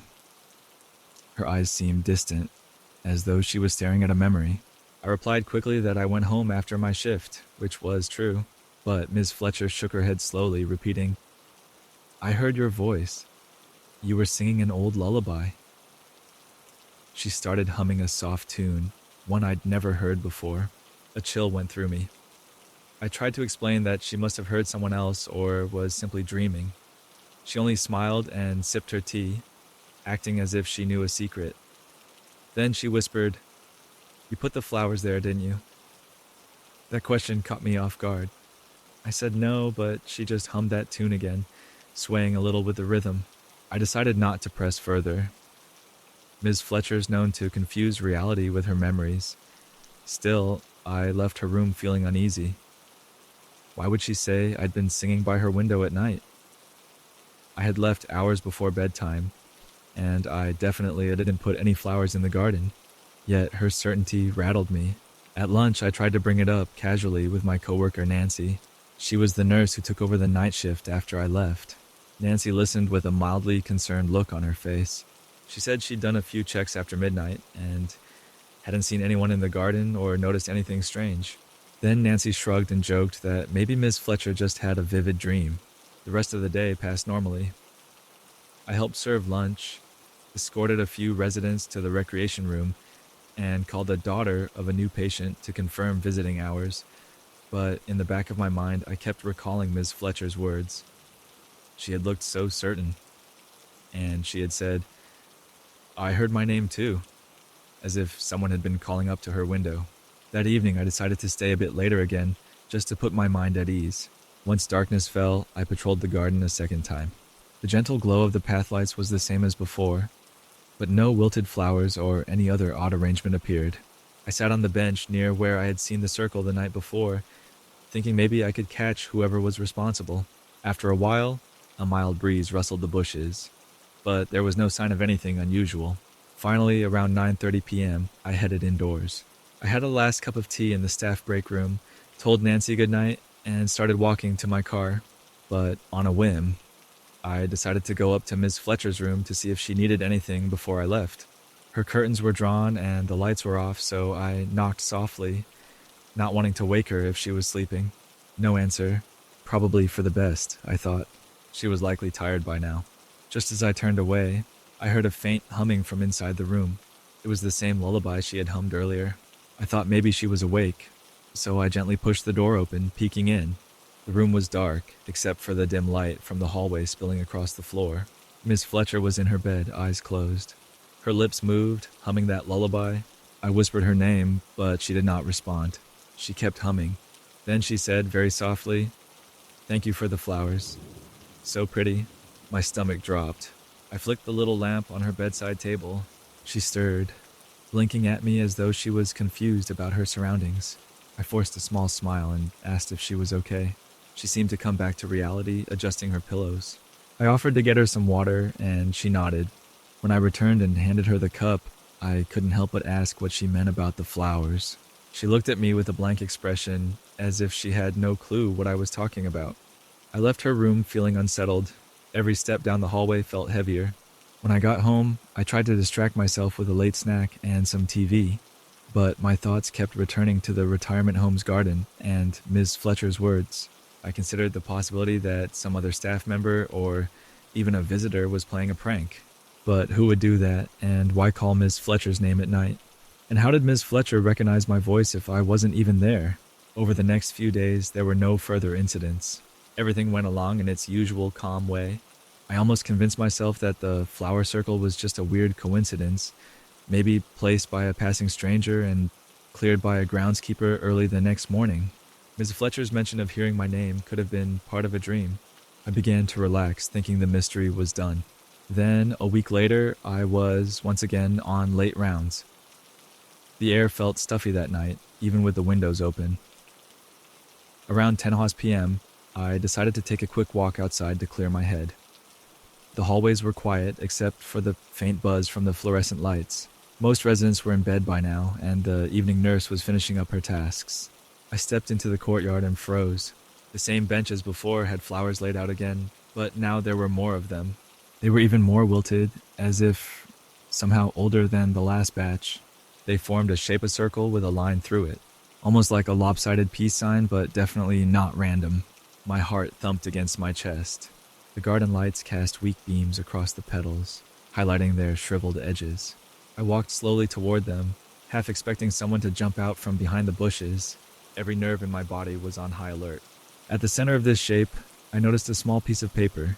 I knelt down, picking it up carefully. The paper looked like it had been torn from a staff memo pad from inside the retirement home. Written on it, in shaky, thin handwriting, was, "Listen tonight." A chill crept up my spine. I mean, who wrote that? And how did they place it here without anyone noticing? My mouth went dry and I looked around, shining my flashlight. No footprints, no stray leaves, nothing to give me a clue. Feeling a surge of panic, I left the flowers as they were and rushed back inside. My plan was to go to the front desk and call security, but something within me said that I should check on Ms. Fletcher first. I took the stairs 2 at a time, my heart pounding. Her door was shut. I stood outside listening, but all I heard was silence. Carefully, I turned the doorknob. The room was dark. A faint glow from the security lights outside filled the space with shadows. Ms. Fletcher was lying in bed, eyes closed. I stepped closer, intending to make sure she was okay. As soon as I got near, she opened her eyes and whispered my name, sounding half asleep. My throat tightened. "Yes, I'm here," I managed to say, leaning in. "Is everything all right?" She stared at me with a distant gaze, then whispered, "They called you. I heard them." My stomach churned. "Who called me?" "You know," she mumbled, and then her eyes slid shut as if she had slipped back into sleep. I stood there, pulse racing, trying to piece everything together. The circle of wilted flowers, the strange note, Ms. Fletcher's words. It felt like I was standing on the edge of something I couldn't understand. I left her room and found one of the night nurses, telling her about the flowers. She accompanied me to the garden to see for herself. But by the time we got there, the flowers were gone again, as if someone had swept them away in just a few minutes. I showed her the piece of paper still in my pocket, but it only sparked confusion and worry. She offered to check the security cameras, but the cameras in the courtyard had been out of order for months. There was no footage of anyone coming or going. The next morning, Ms. Fletcher remembered nothing of our brief conversation. When I tried to ask her about the chanting of my name, she only smiled politely, as though humoring a story she did not quite believe. The note in my pocket felt heavy despite its small size. For a couple of days, I half expected the entire retirement home staff to question me, but no one did. Life went on as usual. Even so, I couldn't help scanning the gardens each night I worked late, expecting to see another arrangement of old blooms. So far, there have been no more circles, no cryptic signs. But each time I check on Miss Fletcher, she gives me a gentle smile like she knows something I don't. Some nights, if I listen carefully, I think I catch a soft humming coming from her room, like a lullaby. I don't know who placed those flowers or why Miss Fletcher was involved. Maybe there's something in her past connected to the garden, something that surfaces in her dreams. Or maybe something else is at work, calling me to witness it.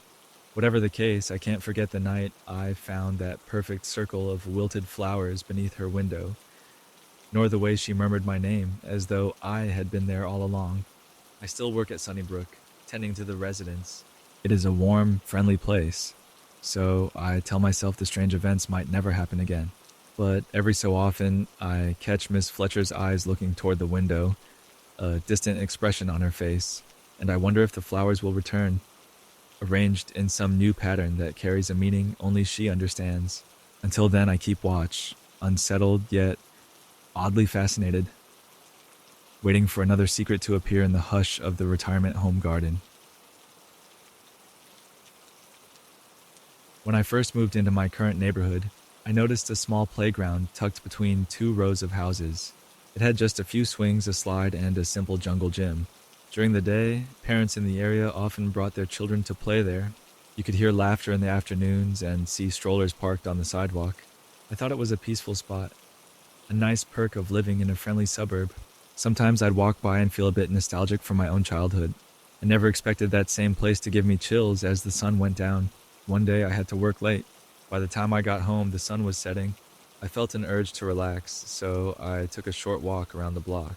The air was cool, and the streetlights began turning on one by one. Without planning it, I ended up in front of the playground. No one else was there at that hour. It was close to dinner time, and parents had taken their kids home. The orange glow of the sky cast long shadows across the slides and swings. As I passed, I heard a quiet squeaking sound. At first, I thought it was just a loose bolt on the playground equipment. The wind often pushes the swings gently, creating a soft creak, but something about this particular sound made me stop. It was steady, like a rhythm. Error, error. I turned to look more closely. One swing moved back and forth on its own, the other swings remaining still. I told myself it had to be the breeze. Yet, there wasn't much wind that evening, only a slight breeze that barely stirred the leaves on the nearby trees. I walked over out of simple curiosity. The swing's motion didn't slow down, even when the breeze died away. There was a moment when my own breathing fell in sync with that eerie creak. I inhaled, and the swing creaked. I exhaled, and it creaked again. At some point, I realized they matched perfectly, and my pulse quickened. My rational mind said it was all coincidence, but I couldn't shake the feeling something else was at play. I laughed nervously at myself and gently pushed the swing to the side. expecting it to stop. It did indeed slow down for a second, but as soon as I lifted my hand from the chain, it picked up speed again, returning to that steady back and forth motion. This time, it creaked in a way that seemed to mimic the pounding of my heart. Startled, I backed away, nearly tripping on the wood chips scattered around the base. The squeak continued, but I forced myself to turn around and walk home. That night, I had trouble sleeping. My mind kept replaying the creaking sound. I told myself I was being silly plenty of times. Playground swings move on their own if the ground is uneven or the wind hits them just right. Still, a lingering unease settled in the pit of my stomach. Early the next morning, I decided to walk by the playground in daylight when people were there. Sure enough, I saw parents chatting while kids ran around. The swing sat motionless, used by a little girl who hopped off and ran to the slides. Everything looked normal. I felt a bit embarrassed for letting my imagination run wild the previous evening. For the rest of the day, I put it out of my mind and focused on work. However, a few days later, I ended up working late again. This time, I got off the bus near my street just as dusk fell. I wasn't planning to go near the playground at all. But as I passed it, my ears picked up that same squeaking noise, faint but steady. My skin prickled and curiosity tugged at me. Did the swing move by itself again? I hesitated for a moment before turning to look. The playground was empty, cast in the orange glow of the setting sun, with shadows lengthening across the sand. The same swing drifted, squeaking in a gentle rhythm. The rest of the swings hung still. I took an uneasy breath. Maybe I should just keep walking, I thought. But I found myself drawn to the playground, stepping onto the sand. A few crows in a nearby tree caught and flew off, making me jump. The hush that followed felt heavier than normal. The swing slowed this time as I approached, as if acknowledging my presence. I reached out to grip the chain, feeling the cold metal under my fingers. The sky darkened more, and the street lamps came on with a soft buzz. Carefully, I let the swing come to a stop. I stood there, heart pounding, telling myself it was all ordinary.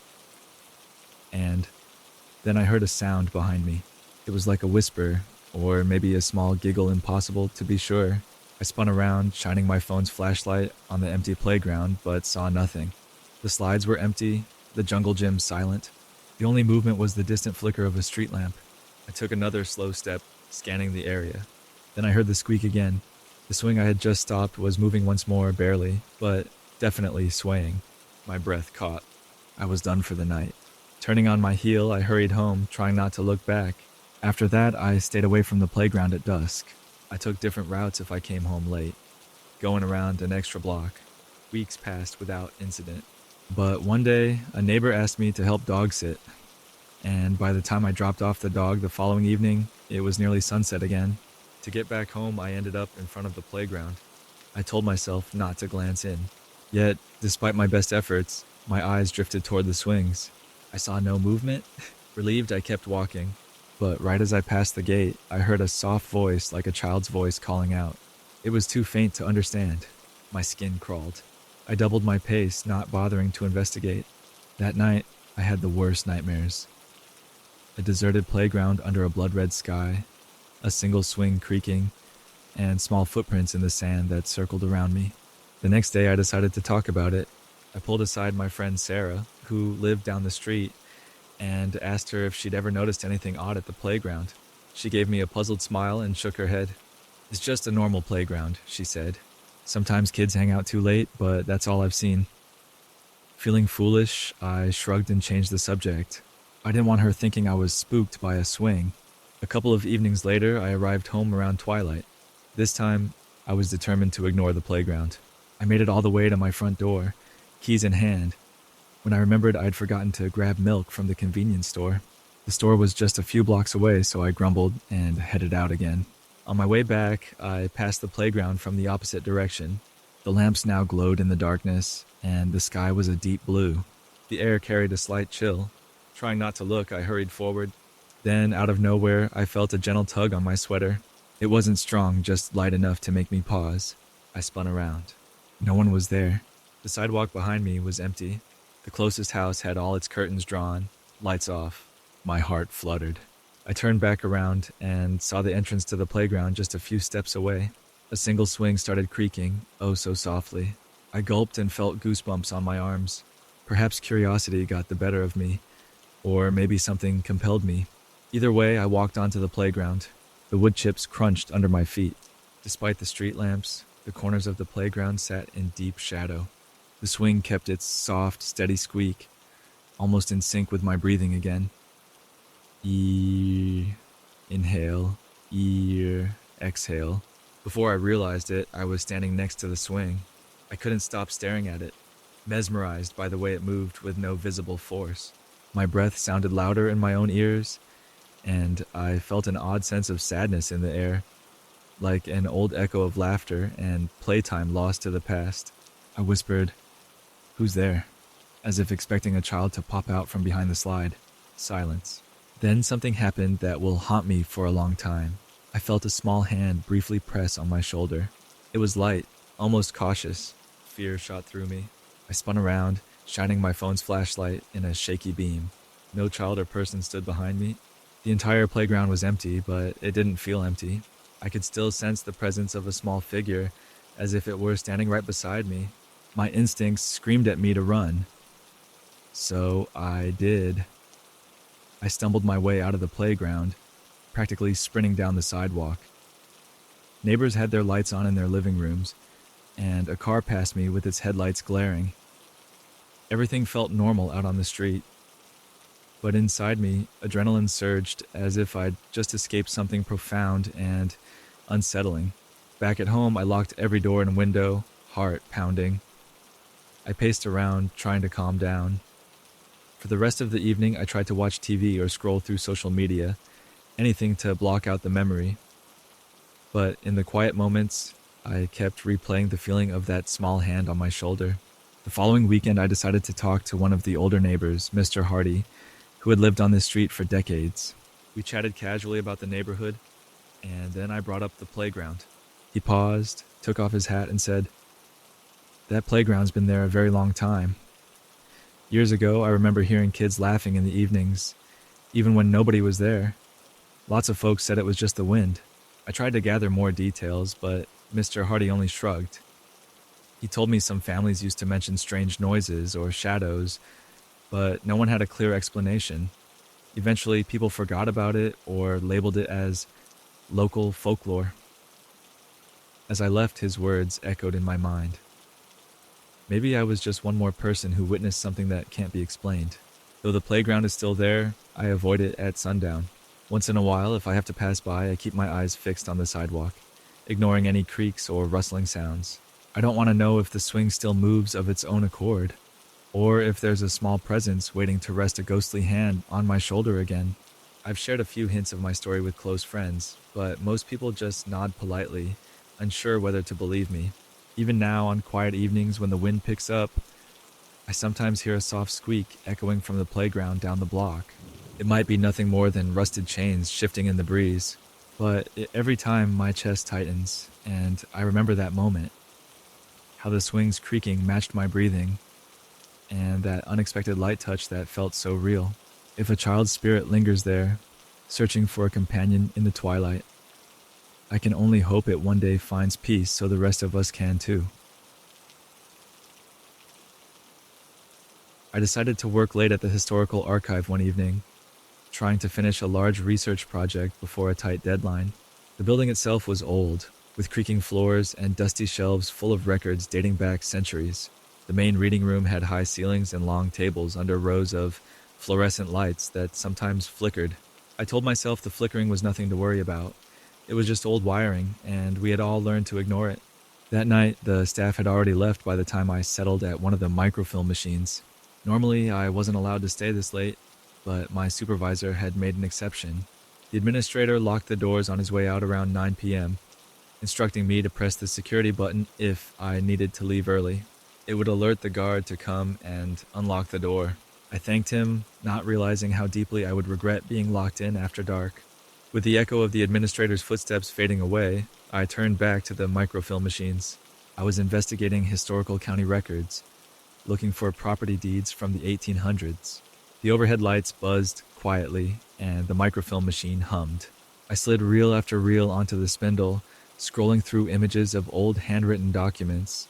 At first, it was just tedious work. My eyes grew tired from reading spidery loops of cursive writing. Around 10 p.m., I noticed that the air felt stale, as if the ventilation system had slowed. The quiet grew even more pronounced. I stepped away from the desk to grab a bottle of water from my bag, stretching my aching back. That was when I heard a faint noise from deeper in the archive, a rustling sound, like pages turning. I paused. No one else was supposed to be in the building. The staff had left, and the security guard wasn't due to do his rounds until midnight. I waited, ears straining, but the sound stopped. At first, I told myself it might be the old air ducts, pushing air through the stacks. Sometimes a draft can flip a loose paper. Still, something about that noise set me on edge. The dryness in my mouth made me drink more water than I intended. I sat back at the microfilm machine hoping to tune everything out. I returned to my reel of records deeds from the 1840s. I pressed the advance button, scrolling slowly through images. Faded ink and official seals passed across the screen. Then came a blank frame, followed by the next slide. I realized with confusion that the next slide was not a deed. It seemed to be a blotchy image of my own name. The letters spelled out my first and last name in large, faint handwriting. Shocked, I blinked. I thought maybe I had dozed off or was seeing some trick of the light. I rolled backward through the frames, then forward again. The slides I expected, the old deed entries, were gone. Instead, I saw only the blank frame, then my name in shaky letters. My heart pounded. That definitely wasn't part of any official record. Unsure what to do, I ejected the reel and checked the label on its side. It was indeed the reel that should have contained county deeds. My hands trembled, and I told myself maybe the reel had been mislabeled or damaged. I put in a different reel, one that should have had business licenses from around the same time. The first few frames looked correct rows of scribbled signatures. Then, after 3 or 4 slides, there was a sudden blank frame again. And just like before, the next image spelled my name. A chill ran through me. I looked around the reading room, half expecting someone to appear and say, "This was all a prank." But the place was empty.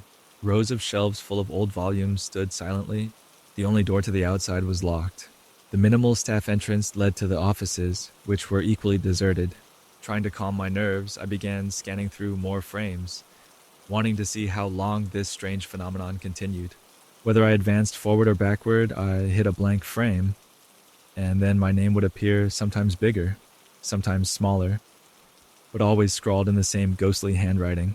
If that wasn't bad enough, the building felt colder. The buzzing of the lights grew louder, or maybe it was my own senses becoming more sensitive. I checked my phone, discovering it was almost 10:30 p.m. The security guard wasn't scheduled to patrol until midnight, and the building's door was locked from the outside. I could call the guard's number, but I didn't want to cause alarm if this was just a bizarre equipment glitch. Pretending I could still focus on my actual research, I loaded another microfilm reel one from the 1920s. The pattern repeated. Normal records for a few frames, then a blank frame, followed by a faint image of my name. My throat tightened with every new appearance of those letters. How was this even happening? Who had done this? That was when I heard the pages turning again, more distinctly this time. It sounded like someone leafing through a thick book, the crisp rustling echoing in the still air. The noise seemed to come from behind a set of swinging double doors leading to the renovation area. That section had been closed for months as workers repaired water damage and upgraded the shelves. No one was supposed to be back there, especially not at night. I sat frozen in my chair, heart thumping. The urge to get up and check wrestled with the urge to ignore everything and wait for the guard. But the sound of pages turning didn't stop. Washing over me like a slow wave, fear made my legs shaky. I rose anyway, adrenaline winning. I stepped carefully toward the double doors, each step on the old tile floor making a quiet tap. The doors were partially blocked by a plastic sheet taped along the edges, an attempt to keep dust and debris from spreading. I could see a small gap, though, where the plastic had come loose. The overhead lights in that corridor were turned off, but faint emergency lights glowed enough to show scattered tools and paint buckets. Pausing at the door, I realized the page-turning noise had stopped. Should I call out? My voice felt trapped in my throat. I reached out and lightly touched the plastic sheet.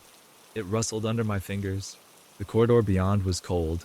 the air carrying a musty odor of old plaster and wet wood. I cursed myself for being so curious, but couldn't stop. Slowly, I pushed aside the plastic and peered in. The space was cluttered with ladders, stacked boxes, and piles of old books. A single flicker of movement caught my eye, a piece of paper sliding off a stack of books onto the floor. It fell without a sound, as though carried by an unseen breeze. I didn't see a person or figure there, but the hair on the back of my neck stood up as if someone was watching me. I swallowed hard and whispered, "Hello?" My voice came out smaller than I intended. No response. I almost stepped forward into the corridor, but a sudden fear stopped me. The stillness felt like a warning. I imagined stepping around the corner and running into something I wouldn't understand.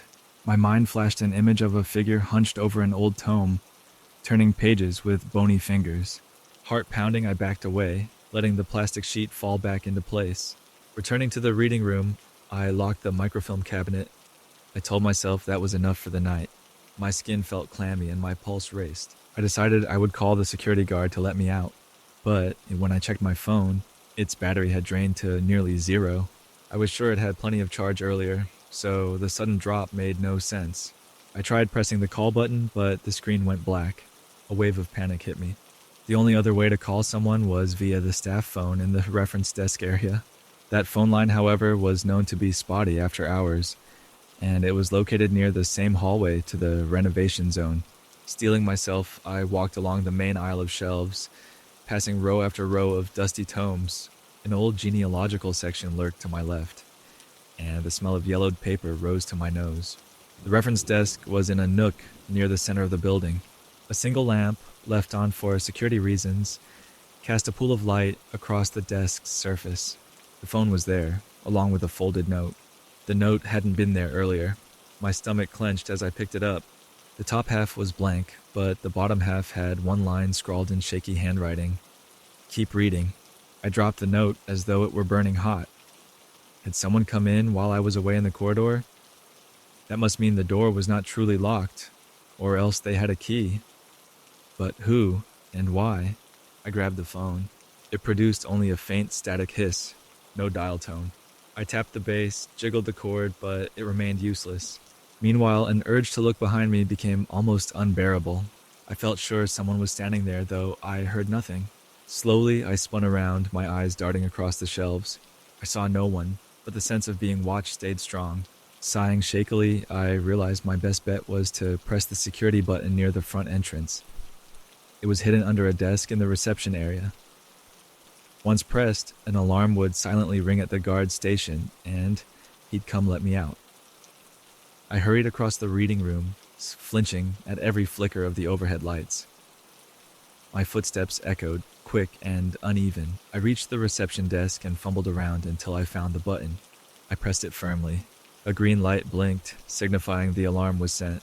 Relief washed over me, but only for a moment. The building was still under lockdown, and it might take the guards several minutes to arrive. I planned to wait right there by the entrance, but a sudden wave of curiosity made me glance toward the microfilm machine. That is where I had left the final reels. Despite my fear, part of me wanted to see if anything else appeared on that machine. Slowly, as though moving underwater, I walked back to the reading room. The microfilm reels were still in their boxes, neatly stacked. I switched on the machine again, finding it exactly how I left it, except for one reel already loaded. I was certain I had removed it. My mouth went dry. The label on the loaded reel was smudged, impossible to read. The spool was half advanced, leaving a frame in view on the screen. Sure enough, it was a faint image of my name, the letters jittery like they'd been scratched onto the slide. I swallowed and advanced the reel forward by one slide. A blank frame flickered. Then, the next frame showed another name in the same style, though I couldn't quite make it out like a partial title or phrase. I advanced a step further, and the letters changed size, swirling as if they had been scribbled in haste. A rush of footsteps echoed from the corridor. At last, I thought, the guard had arrived. I breathed a sigh of relief, but then froze. Something about the footsteps sounded uneven, slow, as if someone was walking with extreme caution, step by step. My relief fell away, replaced by fresh terror. I whispered, "Hello?" But no one answered. The footsteps stopped abruptly. The overhead lights flickered again, plunging the room into near darkness for a split second. When they came back on, I heard the rustling of pages from the renovation section again, much louder this time. It sounded frantic, as though someone was flipping pages quickly, searching for something. My instincts took over. I dashed for the front entrance. The big metal doors were still locked, no sign of the guard. My heart hammered. Then, as if in answer, I saw the silhouette of a figure through the frosted glass. A key rattled in the lock, and the door opened a crack. I nearly cried with relief as a uniformed security guard poked his head in, his brow furrowed in concern. He let me out quickly, asking why I had triggered the alarm. I tried to explain in broken sentences, pages turning, microfilm with my name, phone not working. He gave me a skeptical look, but also an understanding nod.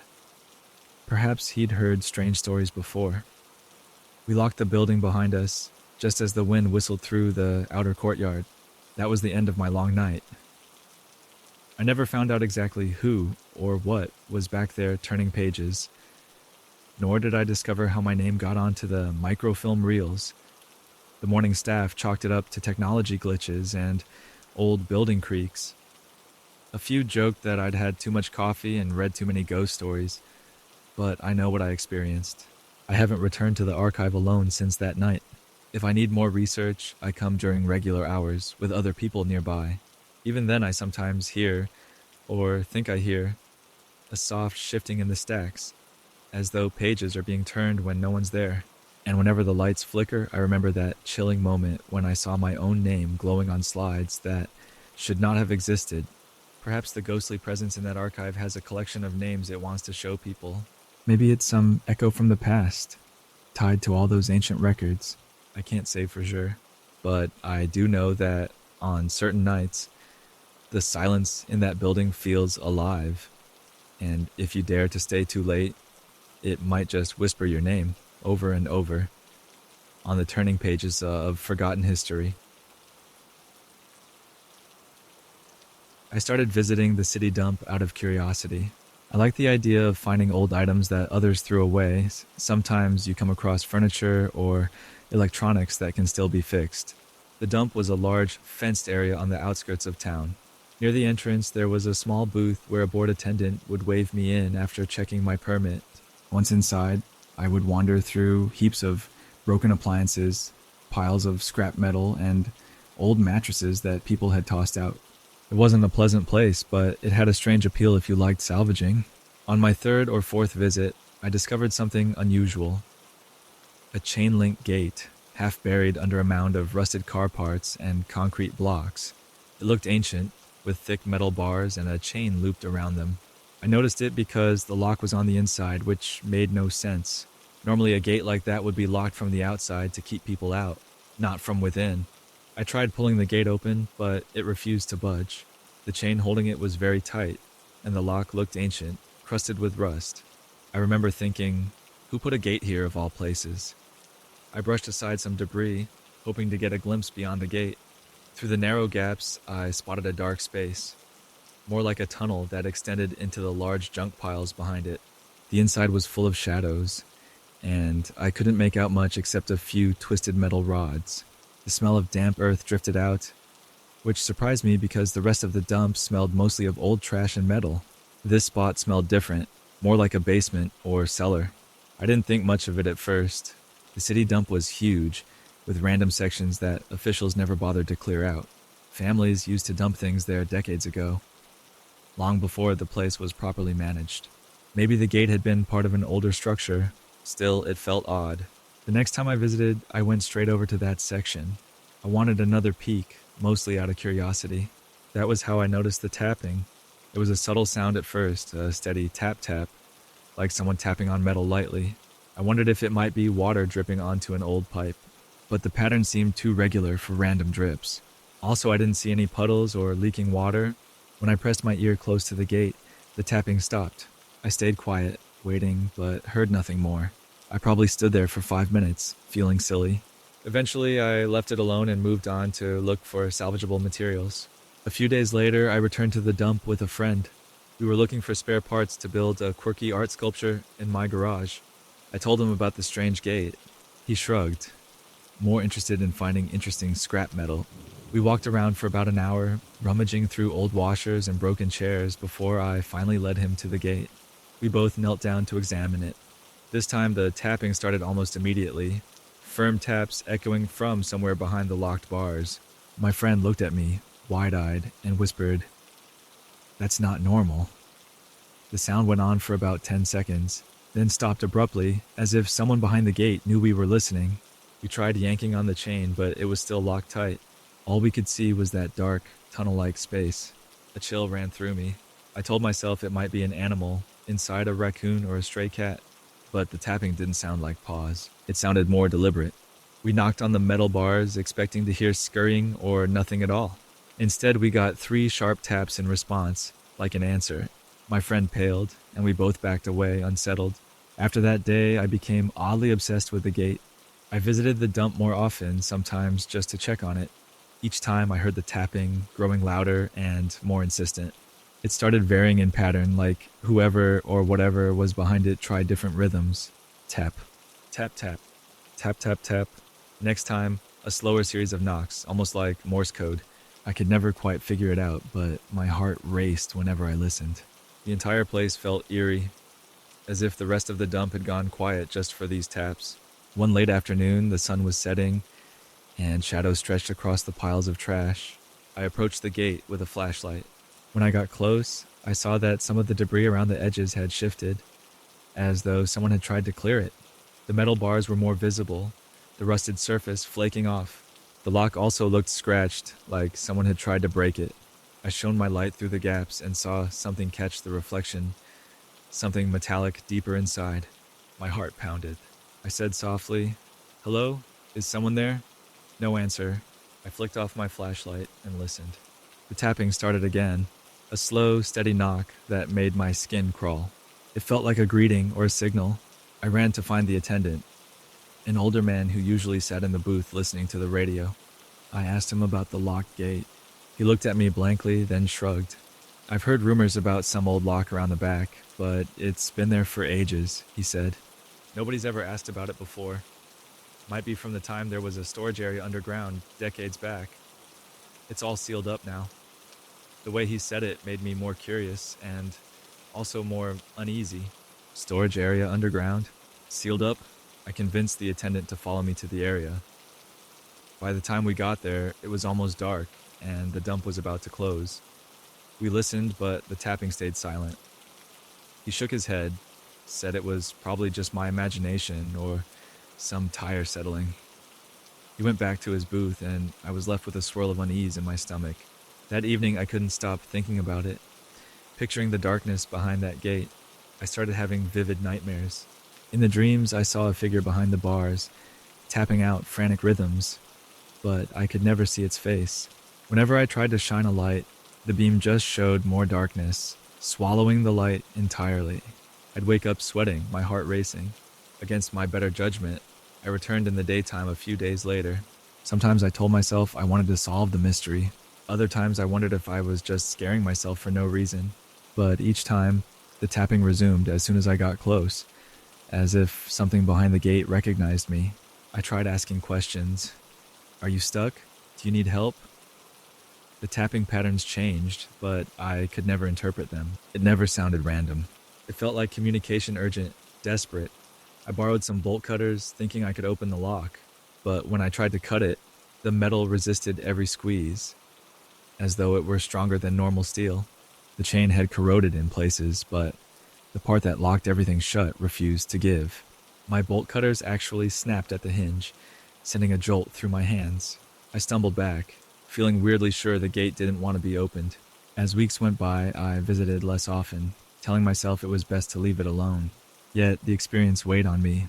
The city dump changed its layout frequently as new piles of trash arrived, but that gate, half buried under shifting debris, remained in the same spot. Whenever I did wander near, I found that the area around it seemed unnaturally still. No birds picking at scraps, no rodents scurrying, just an eerie hush. One windy afternoon, I arrived to see the sky gray and ready to storm. I planned to pick up some old wood boards for a home project and then leave, but Drawn by some compulsion, I walked to the gate one last time.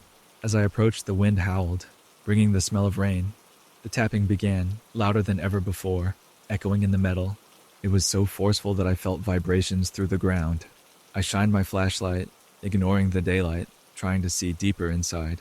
Through a gap in the debris, I thought I caught a glimpse of something metallic, shaped like a small door or hatch beyond the gate.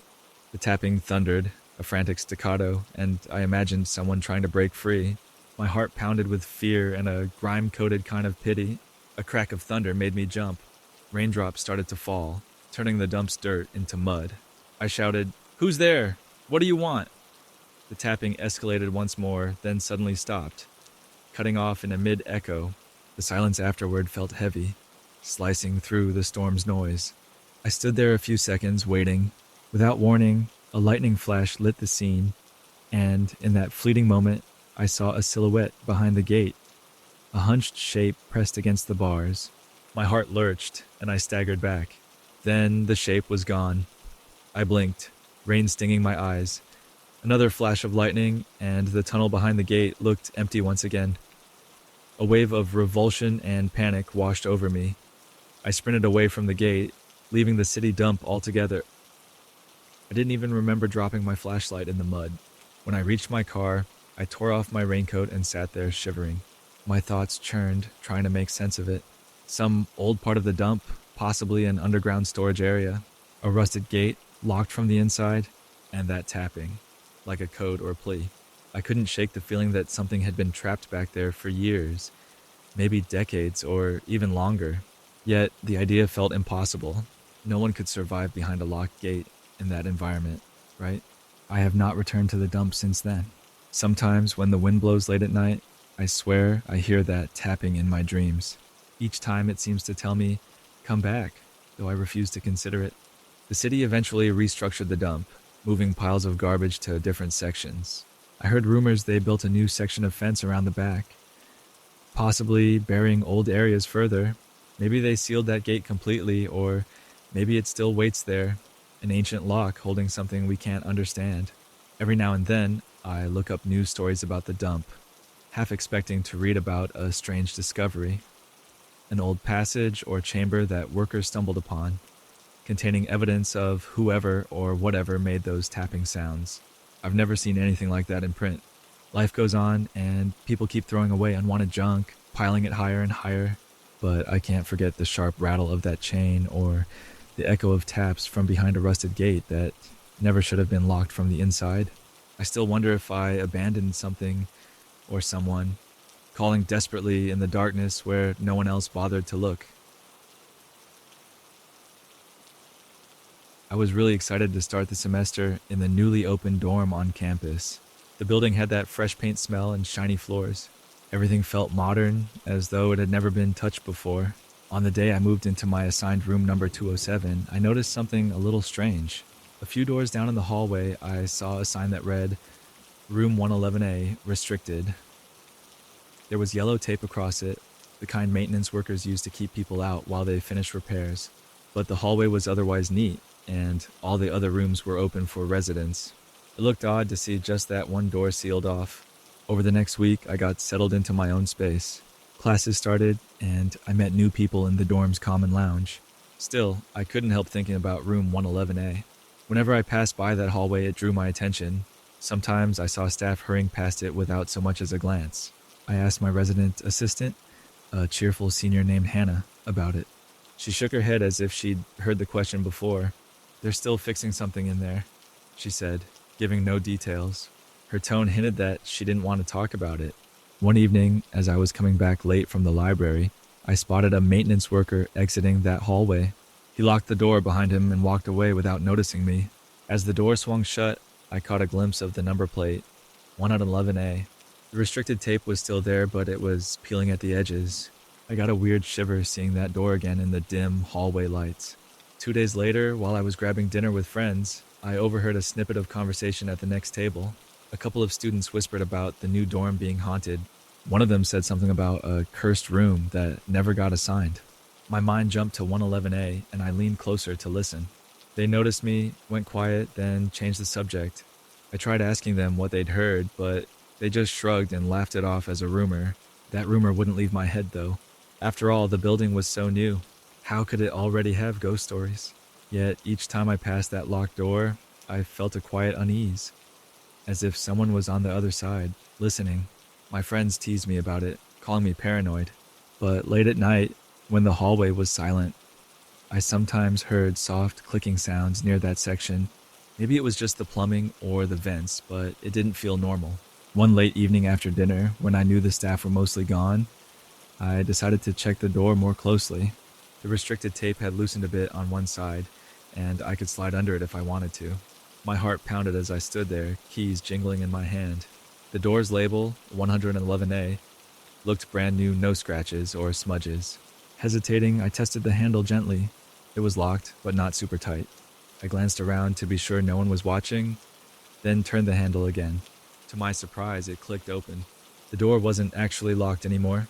I stepped inside, flicking on my phone's flashlight because the overhead lights were off. The room smelled a bit musty, like it hadn't been aired out.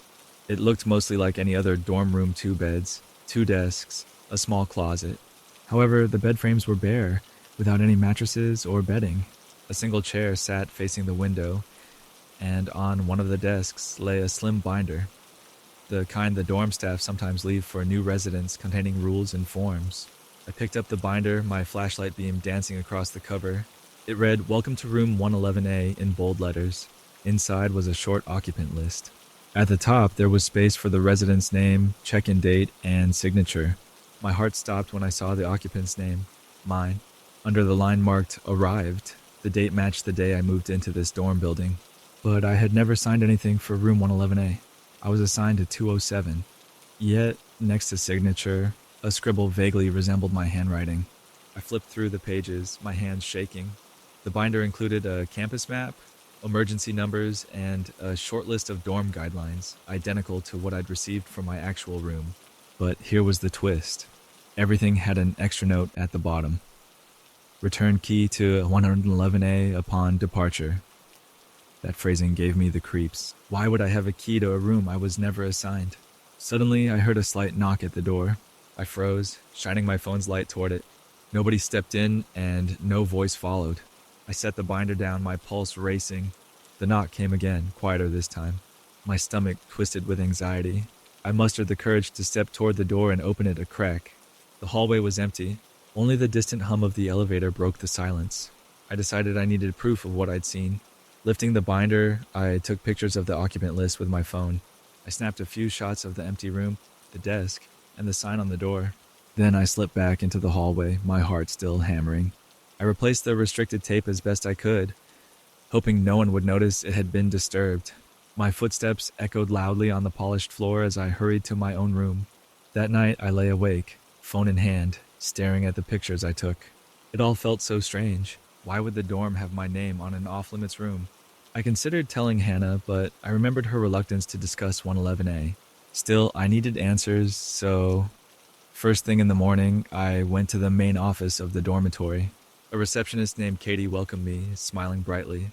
I asked if there was any mistake with my room assignment. She typed my ID into the system, confirming I was indeed in 207. I pressed on, asking about 111A. She gave me a confused look, saying the system showed that room as under maintenance, do not assign. No occupant was authorized to live there. I showed her the photos on my phone. Her expression shifted from cheerful to uneasy.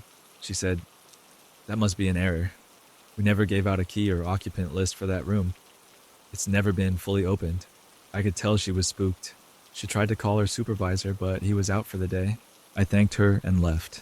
On my way back, I saw that the restricted tape at 111A was now replaced with a fresh strip, and the door was definitely locked. I tried the handle again, but it wouldn't budge. Whoever came by must have realized the tape had been tampered with. Maybe they locked it properly this time. My mind kept going in circles. Was it possible the staff had made some bizarre clerical error? If so, why mention my name in a binder inside the room? Who put it there?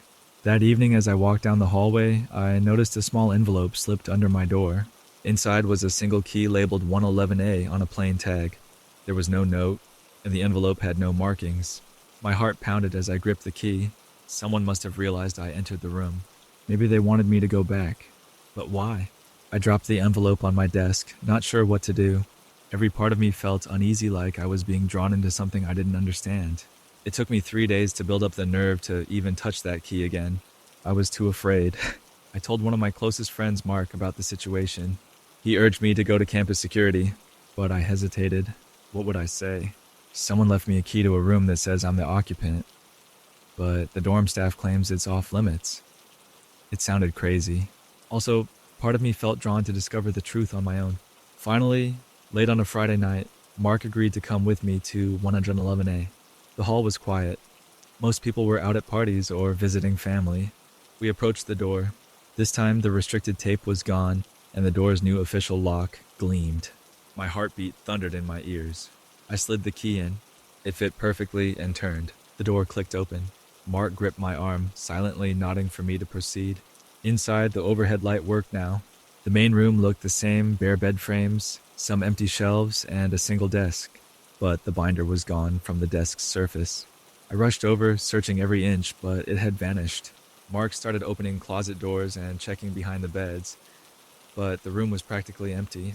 We found nothing that would explain the occupant list or the mention of my name. Before we left, I glanced at the small top drawer of the desk. It was locked. I tried the 111A key, and it slid in easily. Inside were a handful of old dorm forms, plus a single envelope labeled with my name. My heart pounded. I opened it, pulling out a sheet of paper. There in neat typed text, I read, "Upon your arrival to room 111A, please keep your key in a safe place. You may experience disturbances or confusion.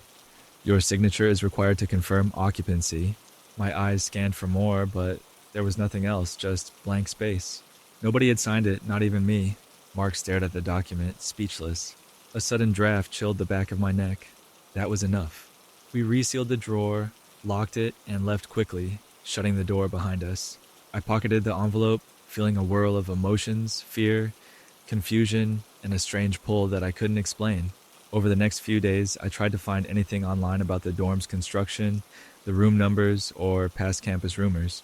Information was scarce. The building was brand new, so it shouldn't have any complicated history. Yet, meaningless or not, the presence of my name in that occupant list and letter felt intentional. I saved them as evidence, in case I needed to show staff. A week later, the dorm supervisor finally returned to the office. Katie, the receptionist, helped me schedule a meeting with him. I brought the letter from the drawer. He listened politely as I explained everything, my unexpected name in the binder, the key left at my door, the typed note in the desk. His calm expression slowly shifted to alarm. He claimed it must be a hoax played by someone who had access during construction. He said he'd investigate thoroughly and told me not to worry. That very evening, I walked through the hall again. The door to 111A stood ajar. Lights were off inside. I stepped closer, seeing a maintenance cart nearby. A staff member emerged, sighing as he saw me. He motioned that the room was cleared out, no desk, no beds, everything gone. "We're renovating this space," he said curtly. I peeked inside. It looked like a construction zone, bare concrete on the floor, wires hanging from the ceiling, as if they'd stripped it down overnight. No hint remained of the furniture or any occupant forms. When I asked where the items went, the maintenance worker shrugged, giving me a vague answer about storage. I realized how pointless it was to pursue further. The dorm staff seemed determined to wipe all traces of 111A's weirdness. They had probably removed anything that mentioned me. Perhaps they wanted to protect the dorm's reputation or prevent rumors from spreading. Even so, I kept the letter and the photos. Sometimes I wonder if the room was part of some experiment, like a test of how students react to the unknown. Or maybe there's an entirely supernatural explanation that I can't wrap my head around. Now, whenever I walk by the space that once read 1A, I see only a plain wall with fresh plaster. No door, no number, no sign of an entry at all. My friends tease me about it. They joke that I was briefly haunting the room myself. Yet I can't laugh it off as easily as they do. I still have that key. No matter that the lock is gone, the key remains a reminder that there was once a space labeled 1A, a place that, for reasons unknown, listed me as having arrived. Whenever I look at it, I feel a chill, remembering how the occupant list bore my name, even though I never signed in. Sometimes I dream about opening that door again, stepping into a room that's waiting just for me. But every time I wake, I know that door no longer exists, or it never did. At least not in a way I can prove to others.